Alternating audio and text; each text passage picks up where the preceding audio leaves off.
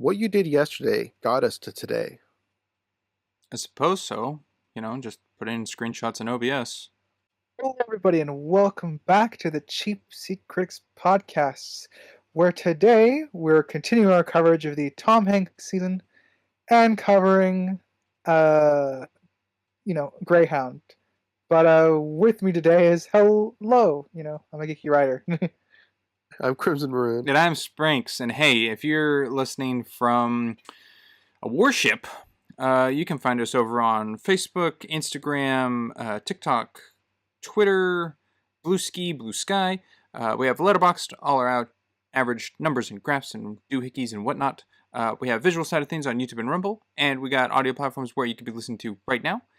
And I think that's the gist of all that. But let us go into the intro, and we'll see you on the other side.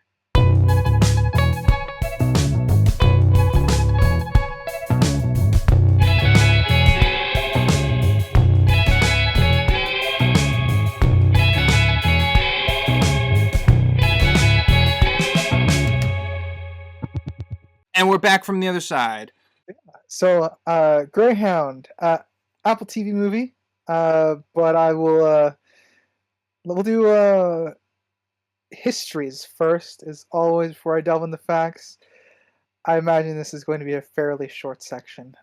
Sprinks, why don't you start us out with histories? Sure, I have not seen this movie, barely heard of it. I think I've seen a Greyhound dog in my lifetime. I've seen a Greyhound bus in my lifetime. I have not seen a Greyhound warship in my lifetime. That's pretty much it. All right, Crimson. I had never heard of this movie before doing this. I had seen the cover of it, just looking through Tom Hanks' filmography. So I'd seen the cover, that is it. I didn't even register the title of the film. So, yeah, pretty bare bones nothing. And I have seen a Greyhound dog, so I will confirm. I have seen a Greyhound dog, Greyhound bus. I took a trip on a Greyhound bus before, so that was fun. And I have seen the movie one time that's not for the podcast, so this would be my second time for the podcast. Closer to when it came out. I'm don't really hide it. I'm a huge history nerd sometimes, so I went on my way to see this movie. And yeah, that is my short history. And I guess with that, I can jump to our facts section, unless anyone forgot to add anything. No. I've played Battleship before. I've played... And you've played World of Warships.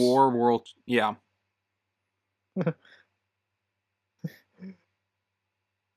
Yes. Since to all the other World of Warship players out there, if you're a U-boat driver on World of Warships, screw you. Those are writer's words, not mine. Yeah, no, you're fine. And they're actually they're fairly well integrated into the game to the point where they can do a lot of damage, but also you can counter them, which is essentially glass cannons. Yeah, it's kind of what they are. You either have to stand back and snipe with them pretty much, or you gotta get in close and do as much damage as possible before you just get destroyed. All right, into the facts section. This movie is directed by Aaron Schneider. The screenplay is by Tom Hanks. It was released on July 10th, 2020, with a runtime of 91 minutes and a budget of $50.3 million. And as this is an Apple TV movie, there is no box office. And no advertising. I don't think I ever saw anything about this movie. Yeah. I think there's a reason for that. Yeah, Apple TV. But the screenplay is done by Tom Hanks, which is interesting. I didn't know that until I was looking up facts for the movie, so I'm sure we'll get into that. To me, it was in the credits, so. Yeah. But my joke wasn't to say the advertising was because of the Apple TV side. It was because this was released during the height of COVID. Yeah, that checks out. Um, there are two other escort ships that are working in close proximity to Greyhound. The Dickie, which is a Canadian, and Harry, a British destroyer. Tom Hanks is the captain of the title ship, so thus Tom, Dick, and Harry is a homage perhaps to the 1963 classic war film The Great Escape, where the escape Yeah. tunnels are called Tom, Dick, and Harry. Yeah, I picked that up.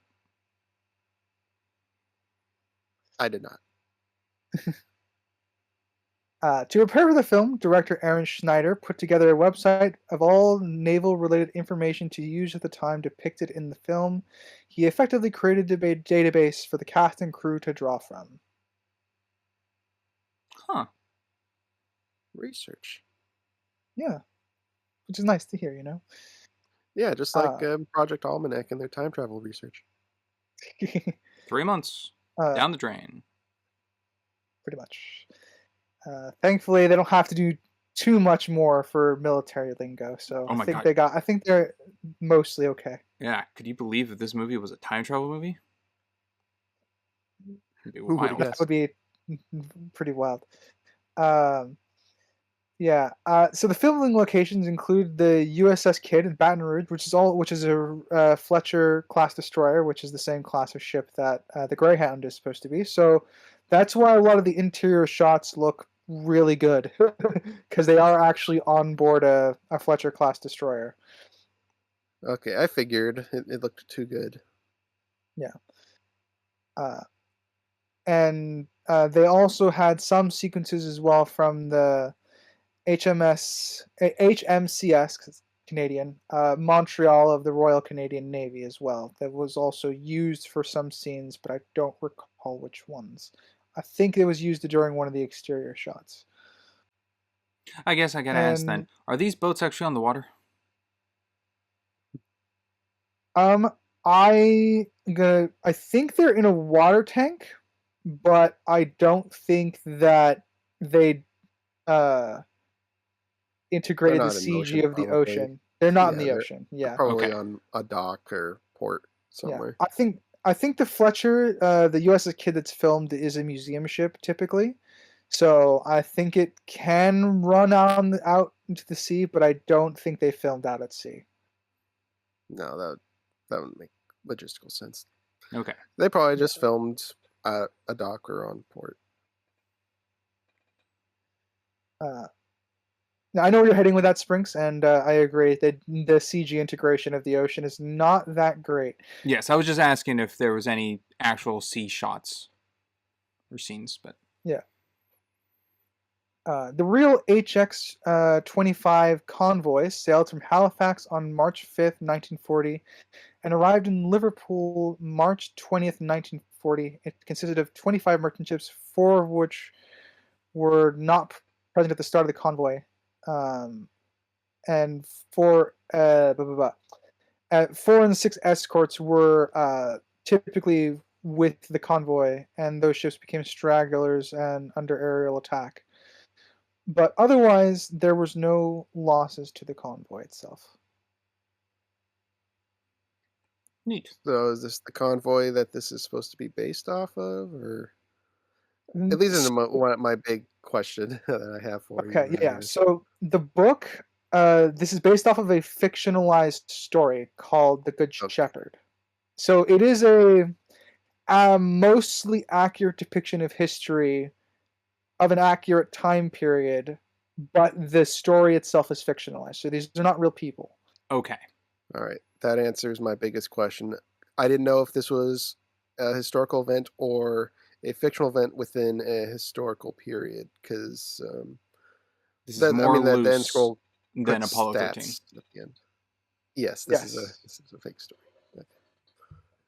Well, that's good. It is For me.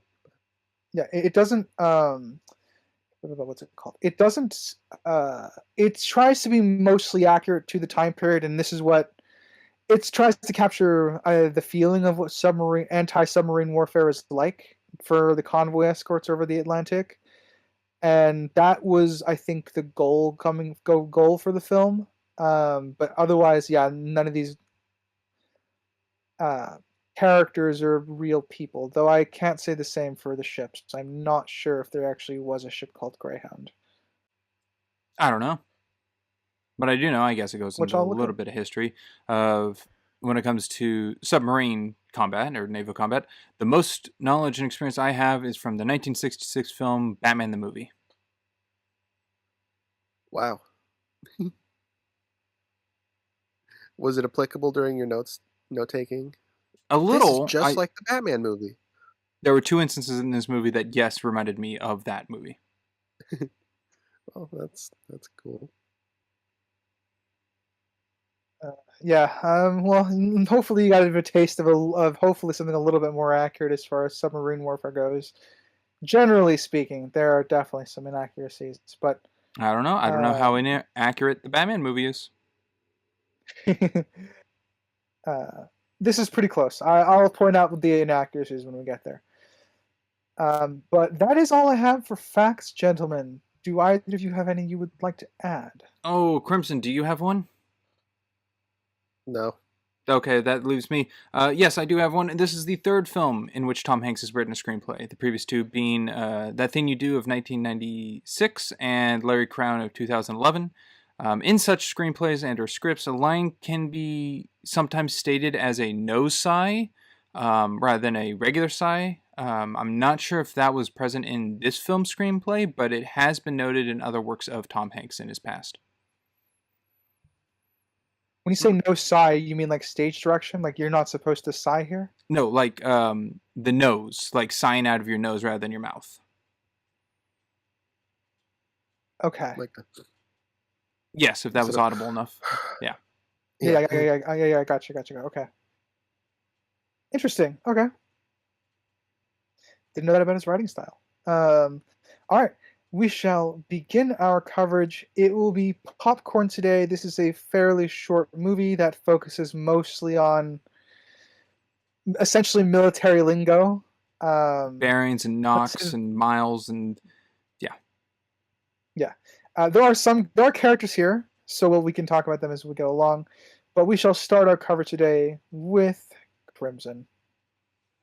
Okay, I'll talk about the main thing that popped out to me is like, oh, I don't think this is historical. I think this might be fictional. And that was the freaking cargo ship that just barely passed them during their firefight. That just spawned out of nowhere. Or a merchant ship, whatever it was. Yeah, merchant ship. That was just so over the top. Which, I mean, a lot of this movie is just a nonstop. Oh, and then they're getting attacked. Oh, and then they're getting attacked. And then a merchant ship just barely passes by this combat zone. That threw me off. I didn't like that whatsoever.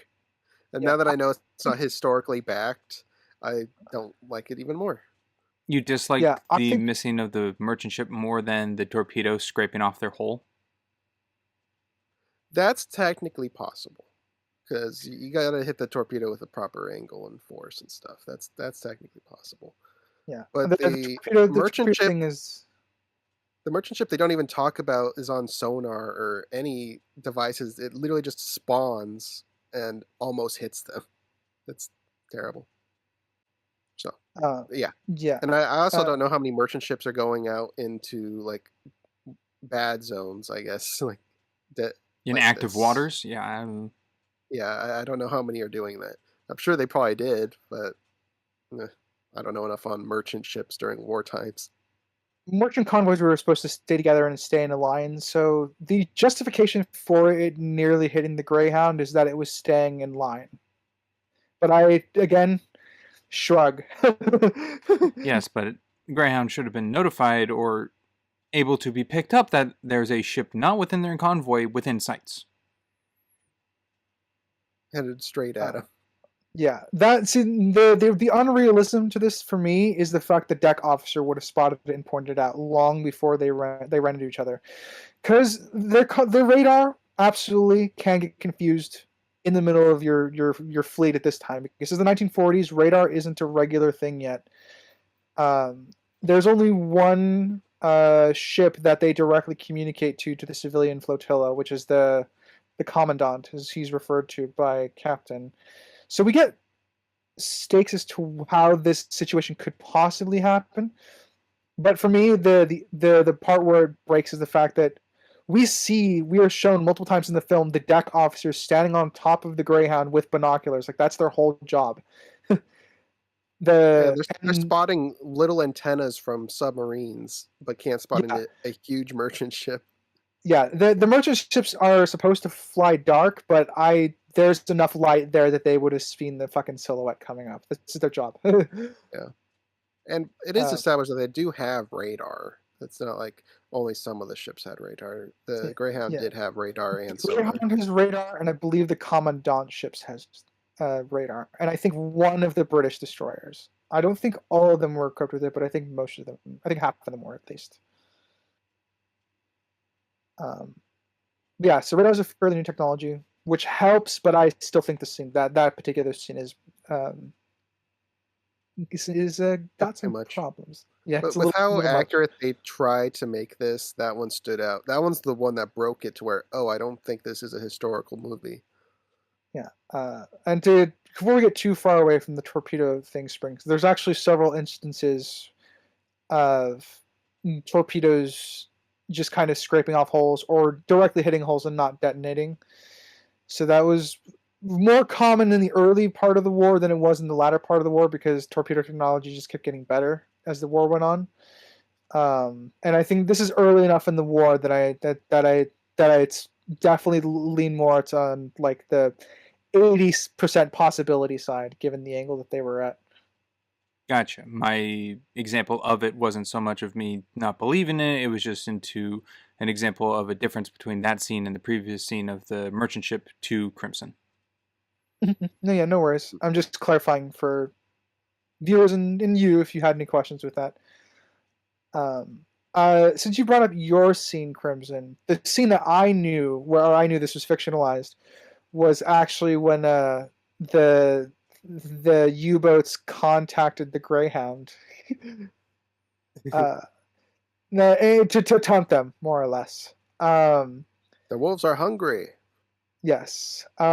This is absolutely breaking Kriegsmarine protocol. Don't get me wrong, they were the Kriegsmarine submarine fleet. There were some cocky bastards in there, but they had strict protocols to maintain radio silence because that's how they needed to operate for stealth, because they're an ambush tactic group. So firstly taunting warships and also directly firing at warships in general rarely happened. Does the breach for air close to the Greyhound to stay out of range of their armada to attack with, is that considered taunting, or was that like they needed air and this was the safest way for them to do it? I'm going to ask which one, because they surfaced a couple times. When they surface by the Greyhound and they're trying to fire upon the U-boat, but their weaponry is going over it because they can't aim down enough to shoot at it when it breaches for air and then goes back under? At that moment, wasn't it damaged? Yes, I think they explained that one was damaged. Then what? Huh. So I'm confused because it submerges again. I have to find that in my notes. The problem is a lot of this movie is the same thing. Boat versus submarine. Yeah, you might be right, Sprinks. If not, then it probably is taunting, because I know that they were. Yes, you might be slightly confused with the scene where they do they go topside and they have soldiers actually on top firing back on top of the U-boat. There's that scene, and there's also the scene where they surface just outside of the fleet's range, and there you can see them in their groups of their pairs of two. Yes, it's neither one of those two. Yeah, I do have the visual of the scene with them driving by, so I have the scene. I'm just trying to remember the context. Okay, is this the first time they encounter it? No, I can see it as both, because they're already low on ammunition of their Oh, they're depth on the depth charges. charges. Yeah, Right, they right. have like 6 left. But it just comes up on their port side, if I remember this correctly. Yep, on their port side, and they're trying to shoot at it, but all their artillery is going over the U-boat. Yes. Okay. Okay. Now that you brought this up, one other thing that they again, this is why U-boats didn't really target Fletcher class destroyers, is because they have a very, very low underwater.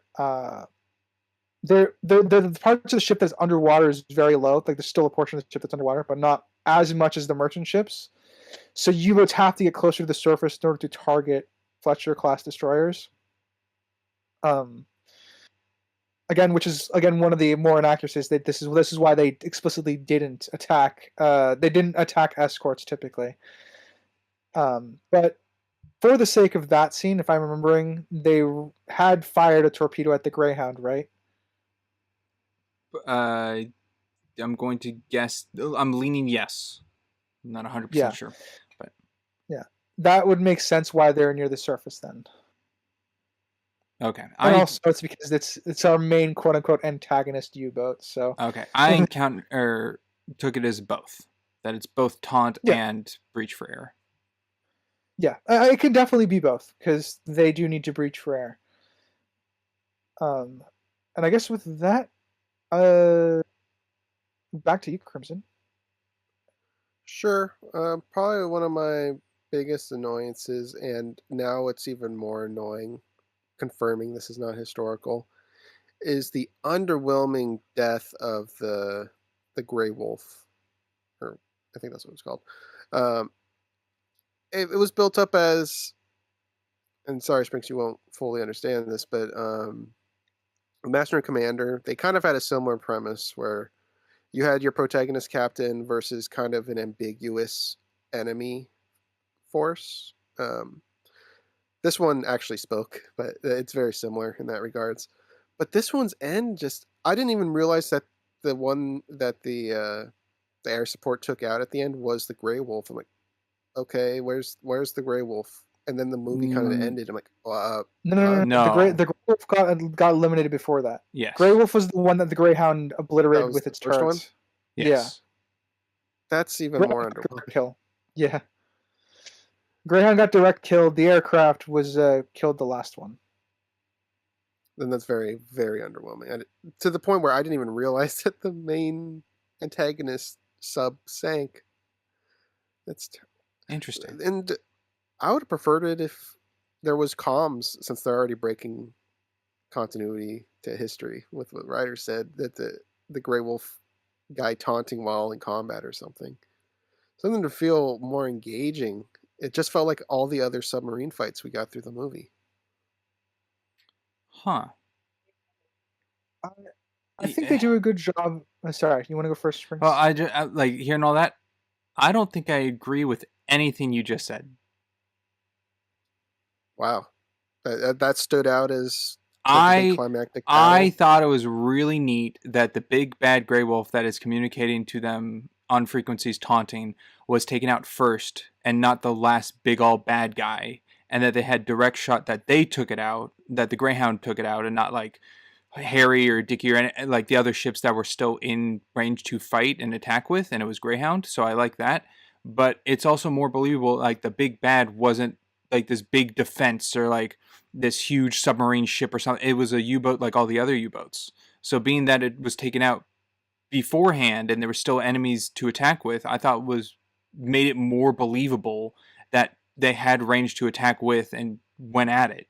And it wasn't like, no, we got to aim at this one like a bloodthirst from Ernie to attack this one more so than any other U-boat. It was open within fire to attack, and I thought that was really cool that it was attacked that way. And it makes sense to me that they wouldn't just open comms and taunt the entire time during fighting, because like with Ernie and his crew, the comms have to be for relaying to which rudders to move, sonar, like everything related in communication. And I feel like the same would be on that U-boat in their perspective, that everything has to be communicated on where the Greyhound is, where the enemies are, and all that. I mean, I like the picture you're painting, but at the end of the day, this is a movie, and now that I know it's not historically based, I would like more interesting death of the big bad guy. I like the idea that he wasn't the last. They weren't the last ship. I think that's cool. Um, and that they're not a special ship. I think that's cool. I agree with you. But it didn't stand out as being different. And that was the one submarine we had any connection to. All the others were just generic subs. This one was the distinct one. So I feel like it's lacking. The using the comms was just me trying to differentiate and make it stand out more because it is the same stuff. It shouldn't Yeah. look different. The only difference is That's what made it wolf different painted was on that it. the captain talked. That's what made it difference was the captain talked. So that was my way to quickly do is something. it possible to think other U-boats are taunting the other ships, and that the Grey Wolf is the one taunting the Greyhound? It's possible, but that's not something that's depicted in this. And according to Ryder, it's against protocol. So I don't know. But the point of view of this whole movie is simply just on the Greyhound and what it's picking up. It doesn't cut to like the other ships at all. Say historical depiction of submarine combat, I think I'm okay with this. Though, as a fictional movie, I can see why Crimson walks away from this final battle, at least with specifically the Grey Wolf being a bit underwhelming. I mean, I guess the way you always approach it with two like strategists, like captains, right? Is you approach it like there's a bit of a game aspect to it that's that you could possibly play off of because the Greyhound is taunting, or like the wolf is taunting the Greyhound, but there's a point where maybe the XO, because I don't think it's in Tom Hanks's character do this, but or one of the younger officers on the ship could probably taunt the Grey Wolf back, because there's a point in the ship where their most of the U-boats had at that point been wiped out, so they would I could see that, so that there was some back and forth between the Grey Wolf and the Greyhound, but wolves aren't very strong without their pack, huh? Or something. Yeah, that's dumb, but yes, like that illustrates the point, right? So potentially, I'm not quite there yet, Crimson, but I see what you're getting at. The antagonist could get a little more flesh because this is a fictional story. Yeah, so I guess that is my point. Okay, I can understand being so that it could have been definitely more grand and Yosk in that. I don't know if Yosk is a word. It's the word.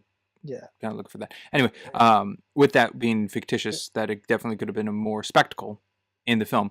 Yeah. But I don't necessarily think that needs to be placed as an excuse for the film. Yeah, I would say like if the film is trying to adhere to quote unquote the feeling of submarine warfare, because that seems to be the goal. They were trying to accurately depict the seemingly nonstop like panic-inducing like U-boats could cause for escorts on escorts for the merchant ships and stuff like that and the convoys. I think that what we have still is better for specifically to emulate that feeling. Okay. All right. Sprinks, why don't you go next? Yes, what to go with popcorn? It can go nowhere. There's two things throughout this movie that have a pattern of reoccurring. And I'll go with my example of the first one, since it was touched on a little. How do you feel that anytime food was essentially brought up to Ernie, Captain Ernie, it was marked as a sign of trouble to come? I guess that's one way of reading it. And I think the problem, well, not problem. I guess the coincidence with that is the whole movie's always going. There's not really any levity moments. So of course, there's every one. time he's okay, one out of an hour and a half movie. I mean, my point still is standing. Okay. I'm like, I don't know if the beginning counts. No, because that's not really the meat on the bone of the movie. Um, so everything's going once they're on the boat. It's pretty much nonstop for the most part. I mean, even during the funeral, they can't even have a proper funeral because something's happening. Um, so I think that's just because something's always happening. We do time jumps when we get the title cards at the time. So there is probably like an hour or two of nothing, them just sailing, but then a submarine attacks, stuff like that. But that's not privy to us. That's off screen. That's a time jump. So I guess that is my answer to that. Is it's just because the movie's always going that every time he has a meal, something has to happen. But He seemingly has a moment to pause. Yeah. Yeah, and you started that with a coincidental. I don't know what the proper word is. It's coincidence because that's what's depicted, but on timeline, it's not really coincidental. Okay, I found it is definitely purposeful, being that it happens 4 times throughout the movie. Well, like I mean, it's also got the purpose of building up the dead guy who's Cleveland in the background. Yeah. Cleveland. That's right. It was to build him up to try to be an emotional impact. Whether or not you guys felt it or not, I don't know. But I felt nothing really for his death. It's a subtle thing. Yeah, for his death, no. The twist that he wasn't the one who brought the meal during the news, that was a difference. Because I like that a little bit. Yeah. I did like Ernie just saying his name because it's just muscle memory. That was True. I also think Ernie has not slept. From the start to when he gets back in his bed at the end of the movie, I don't think he sleeps throughout any of that. Yes. I don't think he's eaten or slept. He is running on stress and coffee. Yes. And I actually quite like the depiction of that, even though they don't really do a good job showing the tired makeup or whatever, like the gaunt, exhausted makeup on Tom Hanks. Granted, you don't want to really, ruin Tom Hanks's face. I get that, but I don't think they did a good job trying to convey he was tired with his like facial makeup or whatever. But I do think I do like the story of like transitioning from like his boots to his slippers, and he still has like bloody feet, because he's just walking around seen almost constantly for those 50 hours that they're in the. Yes. I was curious on that detail. When he walks by and there's bloody footprints, I couldn't tell if he had like shrapnel of like glass or something in his shoe or in his slippers, or that was just being on his feet this whole time. Was that after the friendly fire and the guy got shot in the mouth? Yes, it was quite a ways after that. Because I kind of just viewed that as there was still blood on deck and he was walking through it. Not that his feet were getting worn down from all of his walking. They definitely were, because his feet are still bloody when he pulls up to take a nap. Yes, I thought it was definitely after, because this is like definitely a couple hours after, and we've already seen the scene of them scrubbing down the deck of the bridge, removing the blood. So I don't know where a new puddle or a old puddle of blood would be for him to walk through. Yeah, it's definitely he's been on his feet for over 50 hours. That's why his feet are blisters and bloody and stuff like that. Especially the muscles to maintain, sea legs. Yeah. I'd like to apologize to the audience of something we've done in our past episodes of the season that we forgot to bring up. Ryder, do you have written down which film in Tom Hanks' filmography this one is? No, I don't. All right, don't worry, I got you. This is, I believe, from what I could find on the internet, take it with a grain of salt, this is his 52nd credit. It's a lot of movies. Yes. So from last week's, we jumped 4 films. Alrighty. I'll jump to Evie, his scene with Evie on Christmas 1941. So America's fresh into the war at this point. I imagine this is after. I imagine it's after December 7th, because they're officially sending. Yeah, They do. they're also officially sending escorts into the Atlantic, so we're officially in the war at this point. Um, I do like the tension in the scene. But because this is Evie's only scene, and given how important Evie is to Ernie's character, like on the deck of his ship, like he just dreams of her to try and keep himself sane, which totally can buy that. But because this is scene is a little more important, I kind of wanted a little bit more from Evie in this scene. It did feel a bit weak sauce to me. I don't know what I'd want to add because she is, in large, not that relevant to the story. I feel like if we cut out her as a character, I think Ernie would still be pretty much just as good of a captain. Um, but with her Yeah, presence, I would have liked more of him reflecting on her or playing with the little ship that he gave her more, like as a fidget thing because he's stressed. More to connect her, I would like, but not too much because I don't think there's a lot of weight to it. yeah. I get like, she's here enough for us to know that she's important to Ernie. I just kind of want more of her so that reinforces that importance for Ernie. I see her definitely more as a tool than a character. I think she Yeah. is established as someone Ernie is looking to get back to, someone Ernie is looking forward to, because she denies this trip for a marriage proposal until all is said and done with the war. And I think that is weighing on Ernie's mind, being that she's brought up a couple times in like flashbacks to that memory um, on Ernie of what he's striving to do. So she's kind of a anchor point, essentially, I guess, for him to Yeah. not Actually, lose his cool. actually, I figured out how I would integrate her more without having to have add more of her in the film. Have her letters somewhere in his office. So, like, the few times that we are in the 2 times that we're in his room, have her letters like hung up around the mirror or something. So that we know that they're still in. They were up until this particular deployment. They were in regular communication. Or he's get calls to the bridge and has to tuck a letter into his drawer where his gloves are. So then when he tells the messenger, whatever, to go to his cabin and bring him the gloves, and he says a specific pair, he brings up one with the note like tucked in it by accident. Yeah, that could work too. So that would be how I would integrate more of her without necessarily needing to add more.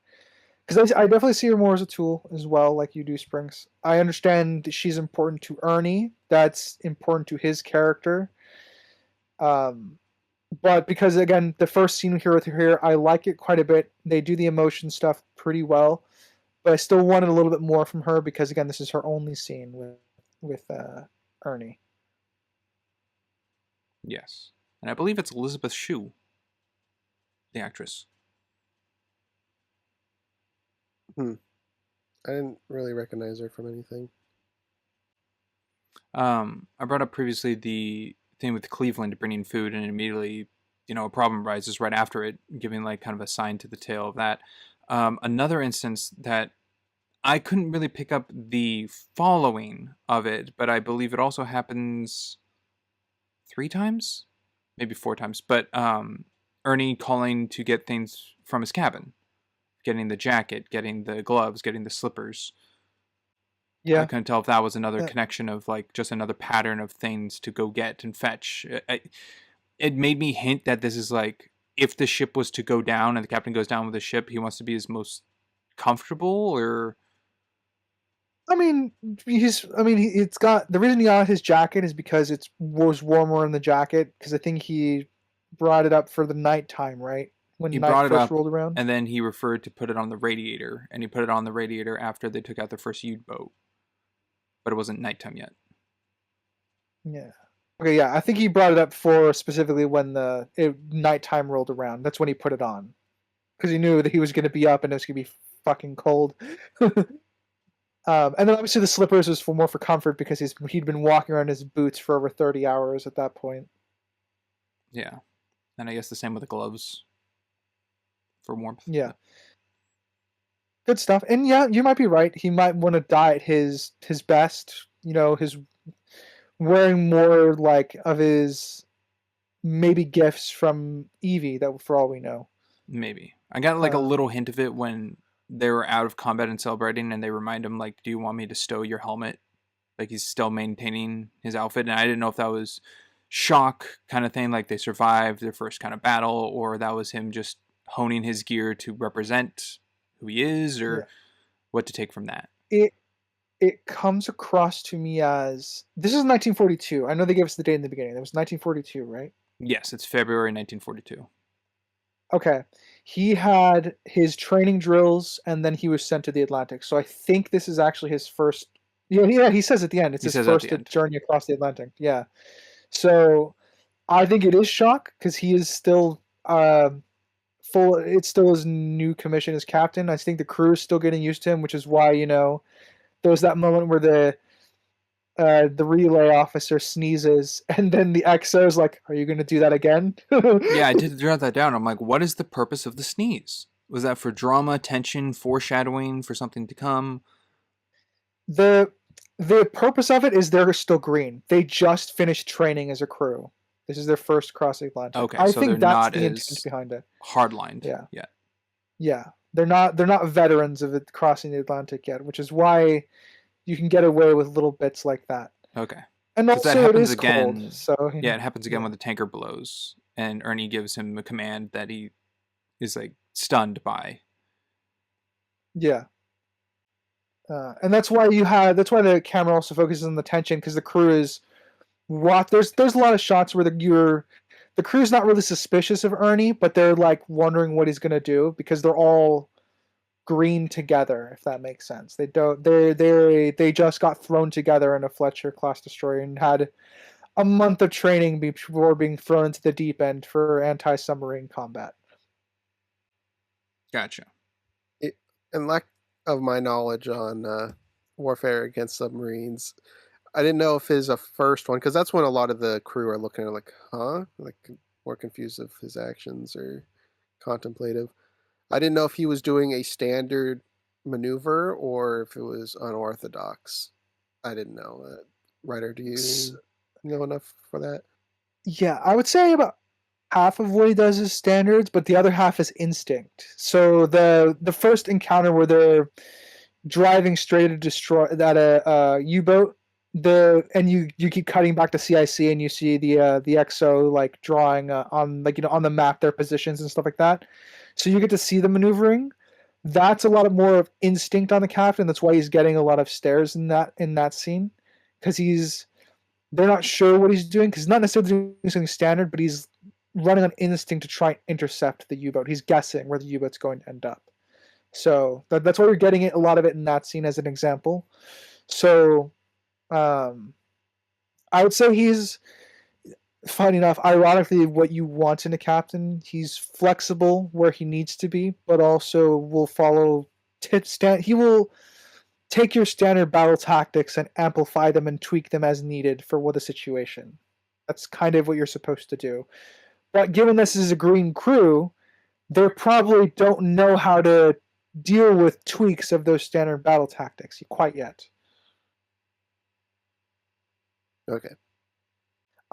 I will jump to, I guess, a subjective note for me.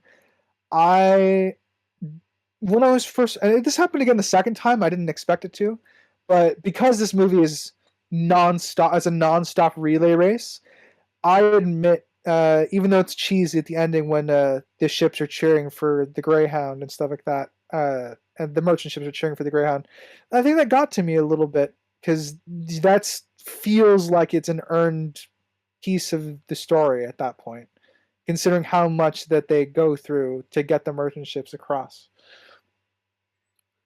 Yeah, I didn't really feel much, but I do acknowledge that it is an earned situation. I agree. It has emotion behind it that I did feel in that scene. And I would say it is partially to the whole crew of the Diamond cheering on the Greyhound as they pass by. But I would also put it on the music. I think the music score in this movie is also very good. Yes. The music score is subtle when it needs to be, and it feels grand, especially in that scene of where you're supposed to feel kind of flush with a relief and victory that it's a victory that they got there. Yeah. Yeah. No, I definitely good suspense, thriller parts, but then there's action, and I think the most notable like change of emotion I felt in the music was at 3309 in the movie when Ernie's on the comms, I think to Dickie and Harry, maybe like one of the other boats, and they hear that another U-boat is being like detected, or a distress flare went up, and the suspense of the music kicks in to a higher stress right at that moment, and it just equals out the change in tone. And I thought that was a very good, because it sounded like still the same piece of music and not changing from one track to another. Would you put that in editing or more on music, or both? Both. The lined up of the dialogue is written to match that of the editing of the scene to the music placed within that shot to flow. So I'd say it's on both. I agree with that. To kind of give a little more clarity for the end, because I'm obviously I said this many times, I like studying World War II stuff, so I hear a lot of the stresses that the escort ships went through. I definitely teared up the first time when I watched the film, and I didn't expect that because I wasn't super invested in the film itself on my first watch through. I thought I was there for the thrill of it, but I think me being there for the thrill of it was enough for me to get the emotional gut punch at the end, where the Diamond and the fleet are essentially cheering their escorts on for what the job they did. And to piggyback off your point, Sprinks, I think the moment for me where I felt tension, because we have our first encounter with the U-boat where they're playing a kind of a cat and mouse game, and then it's a little bit later where the other ships call in and detect up to 6 U-boats, and then he stops the XO from going back down to CIC, and Ernie's just relaying to him how many U-boats are being spotted by the other escorts. That to me was a good raising tension scene, because those are enemies that the Greyhound can't see, but the others are being reported. Yeah. That was a good moment, and I also think a good moment was when Ernie had to choose between rescuing, I don't remember if it was like 200 people or go and help the Cadena. Oh, yes, the people in the tanker, or go back to the back. Tanker, that's what it was. Yeah, so save the people in the water, save the ship that hasn't sunk yet. So I kind of liked that. It felt like a telltale decision, which ultimately did cost that ship, the tanker, to blow up. So though I think Ernie made the right move. I think in large, yeah. I would have liked him to dwell a little bit more on that ship blowing up, because his choice did cost it, but I did like the choice being present and putting that on him. I don't like how fast the decision was made. Like, the distress flare went up, and Ernie said, "Let's take care of these guys." And while they're like taking the survivors out of the water, it blows up. The one in the back. That's how I felt with almost every single flare. Was even when they did that, probably my favorite shot of them panning over the ocean of all the ships shooting up flares while going up into the clouds. Like, every single one that shot a flare was getting hit and blowing up. So everyone was shooting their flares way too late. Yeah, it was making me think, like, is the Greyhound the only ship capable of all these maneuvers to dodge torpedoes or attacks, and the other ones aren't? Like, they just sit idly by waiting for instructions, and they just blow up? Like, do they not have sonar or detection either? Like, they're just like, oh, there's U-boat on us, but... Is the bouncer to this club of the convoy. They are the heavily armed one, along with, I think Harry and Dickie were also the same as Greyhound. They're kind of the offensive group, right? Yeah. There's only 4 escorts, and the convoy is it's a fairly large place to cover, and because they're dealing with 6 U-boats, U-boats can just pull escort ships to one area, then go to another one and blow up another area. So I think the other escort ships are doing work sprints, but obviously we're primarily focused on the Greyhound because that's just our POV ship. But the panning shot where we go from the night battle to like pan up to see the moon above the clouds, in that shot you do see other escorts going to work. Like you can see them; they're having their own battles during that shot. Okay. That's what I was saying. I'm like, they just seem to be like standing idly and getting attacked. I'm like, is the Greyhound the only thing that can like run, and all the other ones are like on their hands crawling around, kind of thing? Like Well, sure, maybe they from can't what I fight gather, back with artillery, but they can still move.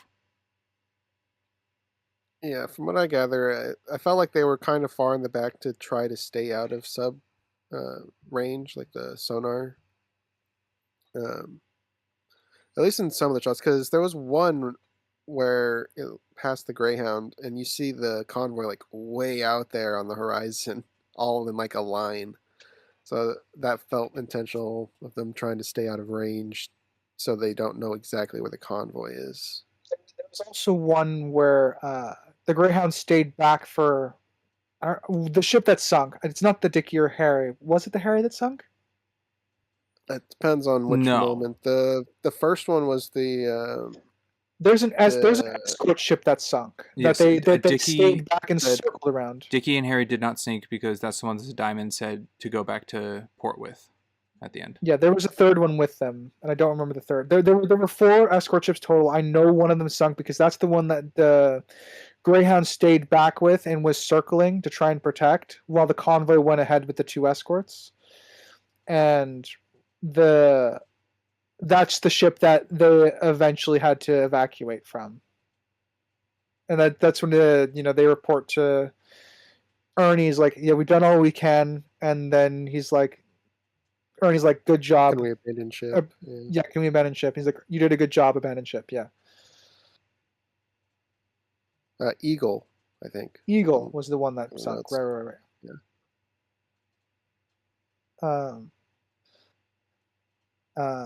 But yeah, so there were 4 escorts. One of them did get sunk by the U-boats. They're not really the primary focus, which is I think to the film's benefit almost sometimes. But I would like to hear over the comms at least, like, hey, we're moving out to engage a U-boat here. Just to give us a little bit more that the escorts are also contributing. Yeah, because I mean, Eagle did say that to engage their Eagle to engage the prime. I didn't write it down, but they were very confident that they'd be able to sink the boat when they engaged. Yeah, Eagle, Harry, and Dickie all reported one after another after like the torpedo hit on the Greek and Canadian ship. Then there were four contacts right after. Mm-hmm. So, I guess it's a little bit of a movie moment that the other ships relayed the information of detecting other subs and U-boats to Ernie before his own ship did. Yeah, and that they all showed up at the same time because they are spread out. But I mean, I don't have too much issue with that. If they're spread, if the escorts are like on different sides of the convoy, like say Greyhound's up at front and then Dickie and Harry are on one side and maybe one's at the back at all times, but because the line of the convoy is so large, there's only so much space they can cover. So I'm actually fine with that they don't all pick them up at once, because sonar is definitely limited range in the 40s. Yes, but it's also the choice to do what they did in the movie. it was certainly to raise the tension. Yes, I find it that his ship didn't relay any information to him to make it more dire on the ships that were contacting Ernie. I don't know. I kind of feel like the other subs were out of Greyhound's range because while they were all communicating about the subs, at one point they did say that one was on 2 people's radars, so they were communicating. Yeah, Harry confirms Eagle's sighting. Something like that is what he said. Yeah, one of the subs were on two people's radars. They said during the communication, so they were trying to keep track that so there weren't more than what was being relayed. Something I would see, I'm iffy on. I don't know how they'd implement it, but I felt like a lot of the rescues that kept happening, and the Cadena was primarily the rescue ship, from what I gathered. It went to like every single sunken ship. Greyhound went to one. All the rescues felt so fast. Like Cadena going to rescue. Next scene, we rescued 42 people. That it just felt so fast. And there are some time skips where I think the editing could have done a better job, where they should have just given us a title screen. Just something, because I felt like the subs could have hung around the sunken ship and then attacked the Cadena while doing rescues or something. Because there's even a point where they shoot the torpedo at the Greyhound while they were approaching the what was the first Despotiko, the Greek ship, the first one that sank. That's when the first torpedo was launched. Where'd that come from? So I felt like that would have been more relevant every time the Cadena went to rescue, but we never get any info that they were attacked while rescuing or anything. I think it's mostly just on the film's perspective. Sure. I think it's just on the film's perspective that it's from the point of view of Ernie. And the only time we really see rescue is when Ernie's on the deck looking over to see them coming out of the water. Yes, but it would also be on the comms. Like the Cadena would be like, "Well, we're under fire during rescue," something akin to that. And then that would be relevant information for Greyhound to either choose to assist or not, which did happen in the later Telltale moment I talked. But the Cadena, I think, rescues 3 separate moments in this film, and first 2 just felt instant. Even Greyhound's rescue on the Telltale decision felt immediate. Yeah, they say like, well, we rescued 8 people or something like that. So yeah, it's pretty instantaneous, a lot of it. And I get it. A lot of it's just to keep the feeling / pace of the film, but I still think they need to make the time jumps that we make a little bit more clear sometimes. Maybe show them actually pulling people out of the water, so it kind of grounds us that that's what's happening, not just we're being told people are getting saved. Actually grounding it maybe will help. Maybe. Sprinks point. Yeah, this movie's rated PG-13, so it's allowed 1 use of the word fuck, which it does use, but do you think it was the most appropriate place to place it? I said probably not, because I don't remember where it was used. Okay, Mr. Watson says it to Ernie before they sink or identify the oil coming out of the first U-boat they sunk, and he apologizes to Ernie for his use of language. Oh, that's right. I'm okay with it because it conveys a character trait of Ernie. So it is accomplishing a couple things at once. It's accomplishing the frustration of the situation, but it's also getting something about Ernie across to the audience, because the language being used on a naval warship in that manner kind of varies from captain to captain. We all know Captain America has issues with it too. But I think it because Ernie is depicted to be Christian. He's got a bit. He's religious a little bit. I think it makes sense for the crew. Every time they curse, they apologize immediately to the captain, because I know that's not something he likes on his ship. Okay. What about you? How do you feel about it? Kind of like what Crimson said at the end of the movie. I found it a little underutilized. Like, kind of more blanketed as an excuse to have it in the movie. Like, they were, PG-13 have the use for 1, It's but like I don't know if they needed to use it. Yeah. I the only other place, I'm not sure where I would drop it, other than just like frustration coming out at someone else in the crew, or one of the people on the guns yelling "fuck yeah" or something as they hit the U-boat. I think Otherwise I'm kind of in agreement. I don't think it's necessary most of the time in the film. I think to me, would have hit harder maybe is when they get hit and there's a bunch of screams, and if it was raining out there as a scream, that way the person who's injured screaming is not like sticking to orders of disciplinary action. They're hurt. Yeah. That checks out. So, just stuff like that. I'm curious. I don't know if this is a real thing or this is a depiction in the movie, but do U-boats sound like whales? I guess I need a citation for this. Okay. In what way? Every time a U-boat is like shown, either breaching out of the water, there's this noise of a whale cry. And I couldn't tell if it was part of the music for the U-boats, like that's their theme. Okay. I couldn't tell if it was the sound effect of them just coming up that the movie's using. I couldn't tell if it's historically accurate that this is what they sound like. That is the soundtrack. Okay, so that is just to the song made for the U-boats, like their theme. That is the U-boat theme song. Yes. Okay. Well, that answers that. Fair enough. Let's see. I do like how, again, I'm an advocate for text crawls. It's the time where the audience, you could speak directly to your audience. I think the text crawl is pointed. I think it gets across the history of the situation. I think it gets across. Same with the end. It also helps to bookend as well.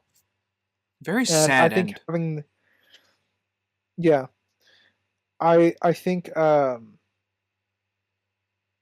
opening up with FDR and Churchill, like explaining in no uncertain terms the importance of these convoys for the war effort helps to ground the audience in the stakes that are happening. And then, the text crawl happens and that clarifies the stakes a little bit more. So I actually quite like the opening and ending text crawl. I'm not quite on the page it's redundant. I do think they convey the history and context needed for the space. But a lot of it is something I think you can eventually get from the film at a certain point. Yeah, I think it was a good utility. Said the required stuff, didn't add too much fluff, grounded us to where we're at, so I'm good with it. And Springs? Alrighty. I think it's fine. It's suitable. It's not like the text crawls we've had before on this podcast. We've had a few bad ones in this podcast. Well, this gives information that the movie does not give you more of later in the movie, so I think it's fine. But again, the end one, I don't necessarily...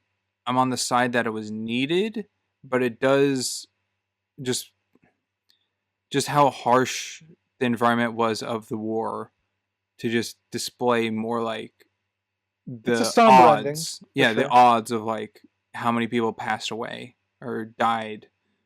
And I guess maybe that shows more of being at the end of the movie, the miracle of them surviving. Yeah. It's probably the intent behind it, showing how hard this actually is to get the convoy across as safely as you could. Yeah, but it doesn't end with like how many made it. It doesn't say like the plus sides or the positives of like how many actually survived and helped. It was just the numbers of the ones lost. That's fair, yeah. Crimson, you got a point you want to jump to? Probably. I will discuss, I guess, just Ernie and the religious aspect of him. We kind of touched on it earlier. And I think the main part I'll talk about is the two guys that fought. I don't remember their names, but they fought each other in the beginning and they went up to him for discipline. And he pretty much boiled down to just say an apology, eventually. and that the Exo said they got off easy and all that. And I thought that would have come into play later, and if it did, it was very minor. I didn't pick it up. Did anything really come of that other than showing he's a lenient captain? I saw it just like into him being a lenient captain of being Hell, let's not do this forgiveness. right Yeah. now. He's not a mean or Okay. cruel or send him to the break I kind don't of think thing. I don't think. Yeah, it does convey that about the captain. I don't think the characters come back crimson, and I have I to didn't know. watch the movie a third time to explicitly look for them. Oh, I think they're just those characters are just there for the scene of Ernie. Yeah. I didn't know if one of them was one of the three that died, because you had Cleveland, but I didn't know if one of the other two were one of them, because they did have names, so I didn't know if they came back in some capacity. I will keep an eye out for that, I guess, when I watch this film the next time. I'm sure you'll remember. Well, thank you. I don't trust myself, but I'm glad that someone thinks I will. I was being facetious. I know. Surprising. Yeah. I quite like the EXO. I like the separation between the bridge and the CIC. This doesn't happen very much in war films very often. Everyone spends their time on the bridge, and we do spend most of our time on the bridge. But I like that we see the CIC, which is the Combat Information Center, which is where the EXO is, and they're the ones that are drawing maps and keeping an eye on the sonar and having to relay information to the ship. I like that distinct separations because a lot of naval history stuff don't really do that. Yeah, I don't have much of an experience with watching naval stuff. Not really my forte. But this felt pretty grounded. It was kind of cool. Yeah, I'm not one for naval combat movies, but I agree. This was very cemented in what it showed. I get a lot of my naval stuff mostly from the sci-fis I grew up watching. So I like when I get to see where those sci-fis drew their inspirations from, I guess. I get a lot of my naval stuff by looking down at my stomach. But that was a good one. Thank you. Yeah. That was a good one. And yeah, Star Trek does a lot of like naval terminologies and procedures and stuff. Shock. Yeah.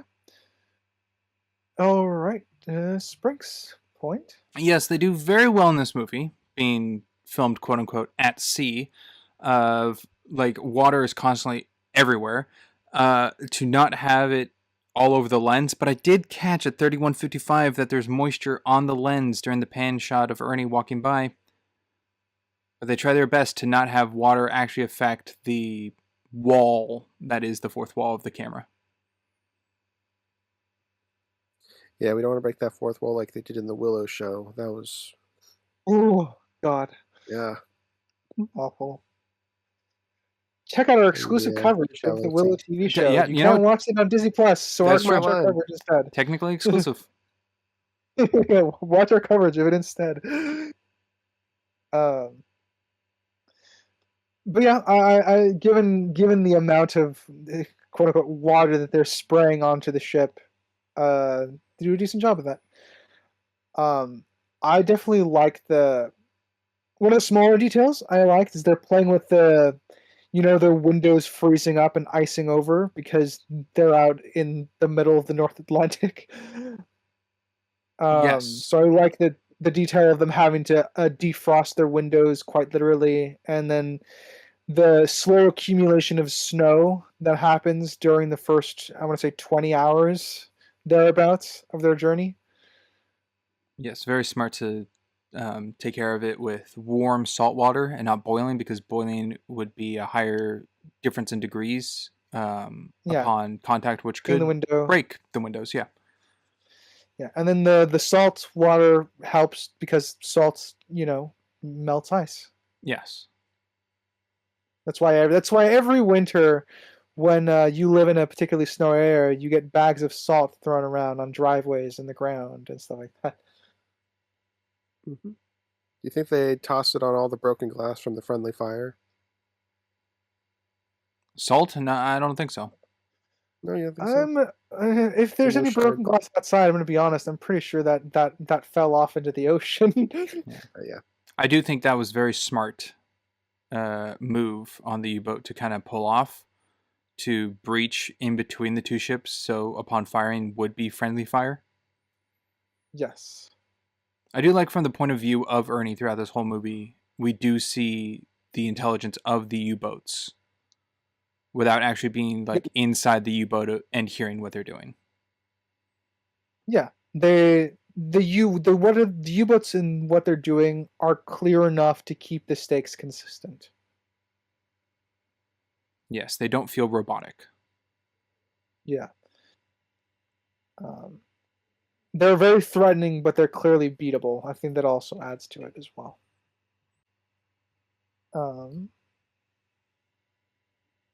Get someone and take a breath. Did someone want to say something?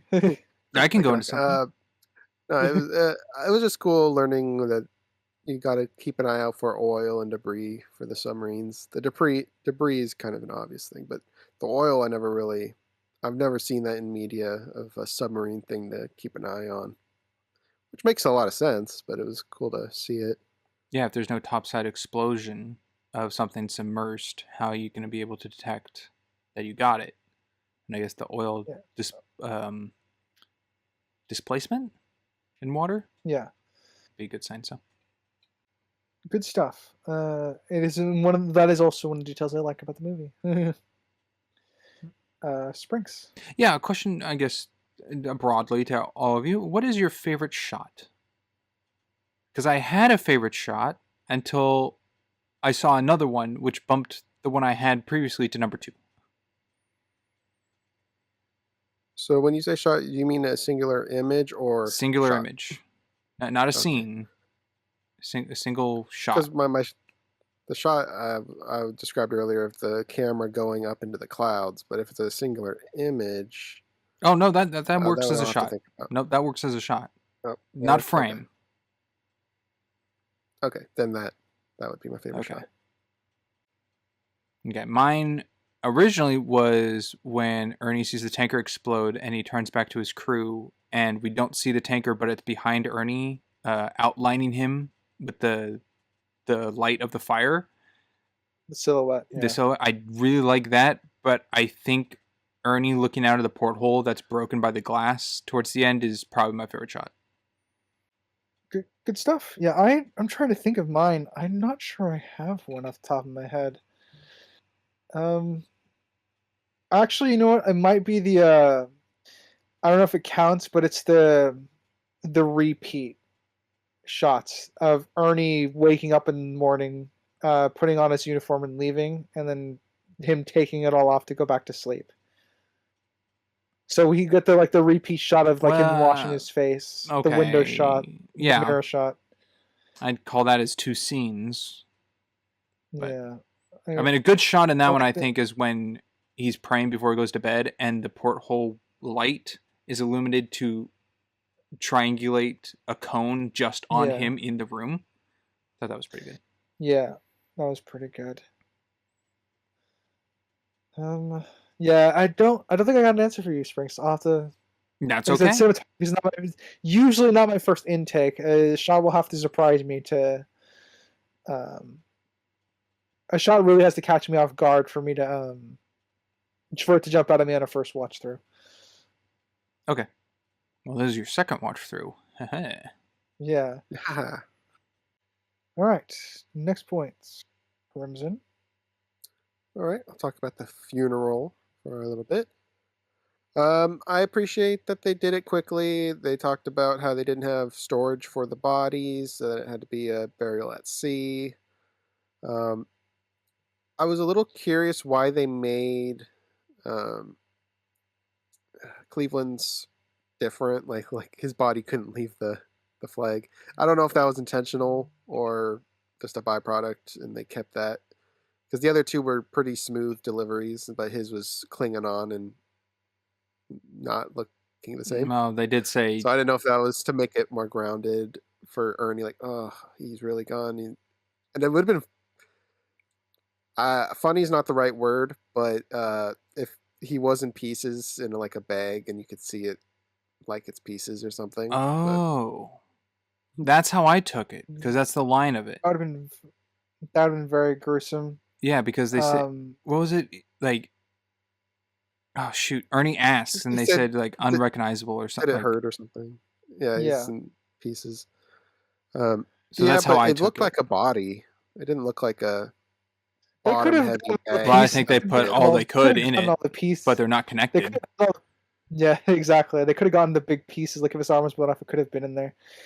I took that scene as the crew again being green. Being green? Yeah, like the crew. This is their first voyage at sea. Oh, they gotcha. probably haven't done this before. Oh, sorry, you threw a Maze Runner term at me. Got it. Sorry. They're still noobs? Question mark? Gamer term? There you go. Okay. But yeah, I would have preferred if it was more clearly a bag of bits and not, because it did kind of look body-like. It didn't look like a bag of bits to me. A bag of bones. Even a nitpick. It would be a nitpick. My complaint with that scene is I wanted more acting from Tom Hanks. It would have been nice if he interesting. I know, right? I actually wanted him to we're 20 plus years into his career now. Oh, absolutely. This is 2020. 40 years in. Yeah, his first film was 1982 or something. Yeah, we're 20 years in his career. I think him being stern is fine, but he doesn't say the passages loud enough for his crew to hear. That's what really bothered me. All right, you're touching on something I thought I would be like the unpopular opinion on, and I don't think he acted very good in this. And the fact that you brought up that he was involved in the screenwriting or was the screenwriter takes me back even more, because that's involvement in the film. He's not just the actor; he's participating in the production of it, and that surprises me more because it felt like he was here for a paycheck to me. He's just going through the motions. That's what it felt like the whole movie to me. Yeah, I'm not that far gone. But I do think this scene stuck out to me. This was a poor acting job. The rest I'm okay with because I still can see the inner monologue for the character, you know. And I'll define what I mean by poor. I mean for the caliber he is, not in the general sense. Fascinating. I think this is better work than he did in Apollo 13. But this definitely does not match The Terminal or, Joe Foster's Volcano was such a weird one. I was just going off of what we covered. But yeah. I mean, we haven't covered too many serious Tom Hanks stuff. So his acting in Big, his acting in League of Their Own. Yeah. But he's heightened. Baseball. Yeah. Yeah. This movie doesn't have a classic Tom Hanks freakout scene. That's true. And again, Apollo 13 didn't really have that. I think that would have been out of character. So. Yes, I think it would. This movie didn't need that. No, if he at the end of the movie goes back to Eva or whatever the heck her name was, and he freaks out like, "Oh, I made it." Even then, I feel like that would still. He's too mellow in this. No, he can do the like nervous laughter and smile on the face thing, but not like the bear hug, pick her off the floor kind of stuff. Like that doesn't seem right. Yeah, I think this is so. I think his acting as a captain, as like a stern captain, works for most of the film, but because we don't have any downtime, we don't really get any flesh around, or we don't get much more opportunity for him to direct, for him to expand on what we know to be his range. So like a moment with his XO in private at some point, maybe in the middle of the film, might have been a good spot to drop in some emotion. I do think him, do I send help? I think that scene works out really well. That was good. Yeah. Yeah. With Charlie. Like I said, yeah. So there's levels of that. So I definitely think he's a good actor here. He may not be. I'm not going to say it's his Oscar-winning performance. It's not his best. Absolutely not, for sure. But I think he does a good job most of the film. That's why the funeral scene stuck out to me, because when it comes to reading that passage, I have a few other films I point to that I think because when they do Burial at Sea, that's a famous passage that people read. So I have other naval films that I've watched where people read that passage when they're burying their dead at sea to compare it to, and this one is by far the weakest one I've seen thus far. Yeah, and and arguably it has the best actor. I mean, Saving Private Ryan, it's a war film, and I think he delivered more in that. Very different situations. He won an award for Saving Private Ryan. Yeah. He got Best Actor in a Leading Role for the Oscar. Oh, no, he was a nominee. Sorry. So we could see him in wartime with range, but it is a different scenario. Yeah, he was a winner, though, for Best Actor in a Leading Role for Forrest Gump and Philadelphia. Oscar winner. Is Sully a war film? I don't really know anything about Sully. No. Is that one? No, Sully is not a war film. Sully is a disaster film. Do you remember? It's I want to say like maybe late 2000s, early 2000s. There was an airplane that landed in the Hudson because they had a bird strike. So it's a very famous event that happened. And so that movie is basically a biopic for that event. Captain Phillips also isn't a war movie, but that's naval, I guess, kind of. It is naval, but also it is a biopic. Another famous story. Yeah. Supposedly you just don't want to go on a ship adventure with Tom Cruise. Not Tom Cruise, Tom Hanks. Tom Hanks. Yeah. Sorry, I was that's thinking a Crimson move right there. Yep, Tom Hanks. I agree. You don't really want to go on a ship adventure with Tom Cruise either. I'd rather go with Tom Hanks. Yeah. It's going to be real with Tom Cruise. He's going to be hanging off your plane or your ship. I flipped. But yeah. No, I don't want to be castawayed or see a puppet hammerhead shark. I'm fine. But I will comment, I guess, from all of this, onto that funeral scene, good breathing room onto the audience from just a go, go, go, go, go constantly. And this is a good tone breather before going into more action after. It is I think it's one of the few, sighs you can get to relax in the film before it just gets right back in it. And I think it's appropriately paced in terms of, overall of the film, where it's just put in the right spot for pacing wise, and it's also, it obviously should happen. It's a war movie on a ship. If the movie did not have this scene, I think I would have knocked it down for its pacing. Would have been too exhausting. If the whole ship stuff, if everything on the ship is just adrenaline going the whole time from point A to point B, and the only breathers are at the beginning of the movie with his little talk and then being congratulated by the diamond, I think the pacing of that would just be too off-putting. Yeah, I do think films can do the constant non-stop feeling, but it's very hard to do it in a way that it... What's a good one? Well, Michael Bay tries to accomplish it all the time. Yeah, I know. And he somehow his films make $1 billion worldwide, so he's doing something right. But is it 1914, the running film in World War I? Oh, the long shot. Yeah, the long shot on the Cowfield. Yeah, that one technically also doesn't have much downtime, but again, it works very well for that particular film. Okay. 1917. 1917. 1917. Oh, If I'm remembering the movie right. yes. No, So you're I'm gonna talking go. about the right one. Yeah, that's the one. The Yeah. trailer just showed the launch shot the whole time. Yeah. Mhm.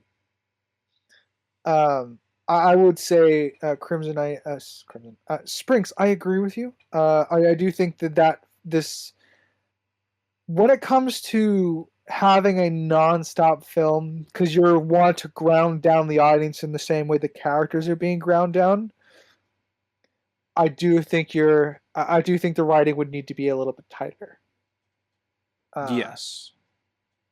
And this film, again, the writing's not the tightest, and it is still conveying that feeling, but I think that in a way makes it need the break in its pacing, which is what the purpose of the funeral scene if you is. exhaust the audience, the end result of the hurrah moment won't be as impactful.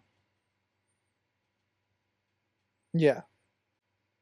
It's like crossing a finish line. If there's no rests in between your speed, then at the end you're just crawling over the finish line and knocking out while everyone's cheering versus actually finishing and like with your hands up like yay. Yeah. I guess a detail I like. If we're done with that, do you have any thoughts you want to give Crimson? No, good. Okay.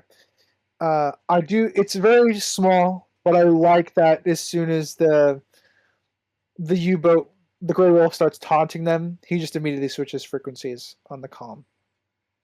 Yes, He doesn't. that's fine. My is it a neck? Well, it's definitely a nitpick. I don't know if it's more than that. What I don't like is that the taunt is to the Greyhound directly by getting a new channel because they've already changed to Zebra, so now they're changing it again, and saying, "We will kill you in the night," or like, "We will hunt you," and then it goes to black and fades to the next morning, and there was no attacks. So I'm like, were they able to hide from the Grey Wolf the whole night? I don't know if I'm I remembering don't. the scene correctly. Yeah, I don't remember that happening. Yeah.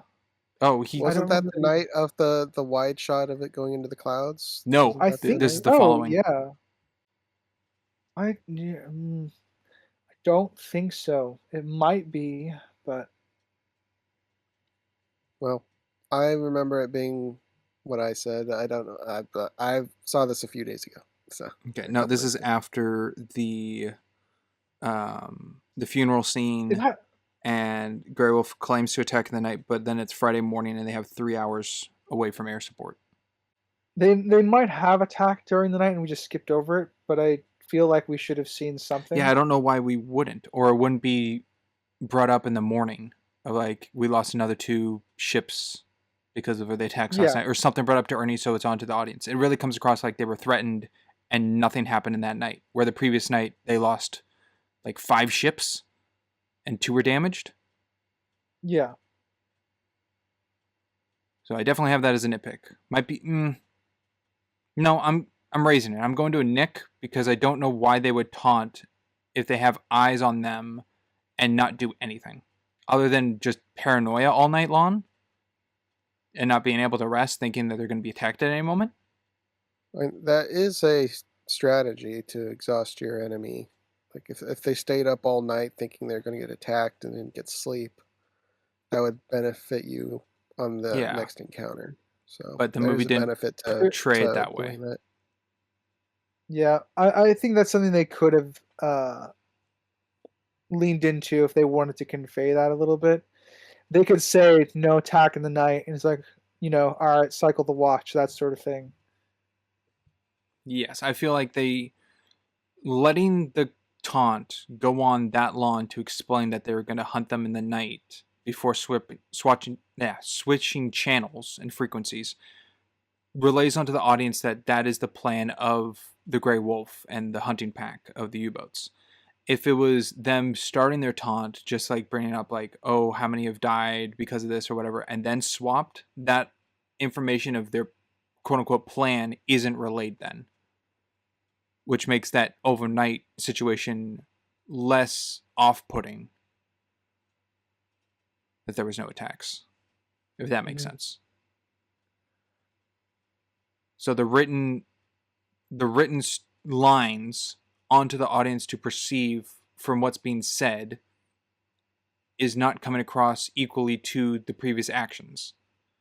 It's not necessarily an inconsistency because, as explained, it could be just like that paranoia tactic to exhaust the enemy, but the movie doesn't convey it in that sense that that was the plan. So I see it as a feasible situation of why they communicated to Todd this way, which is why I don't have it more like an issue and above, but it just doesn't make 100% sense to me. No, I agree. It does seem something's missing because of that. Because as I hold, there's no... Something in a film should never be pointless, ever. If it is, that's a big detriment to the film. So the reason to keep that line in is purposeful to me. Yeah. I think the purpose only needs to be made clear because we can infer a few things. Crimson's suggestion that it's just a tactic for them to exhaust their enemy. Probably true, but I think a confirmation of that of a quick line might work to just a line or a little bit. Yeah, or the Pitts, the new guy filling in for Cleveland, if he just comes into the bridge and gives Ernie like coffee and Ernie's yawning. So that would explain Ernie's been on the bridge all night long.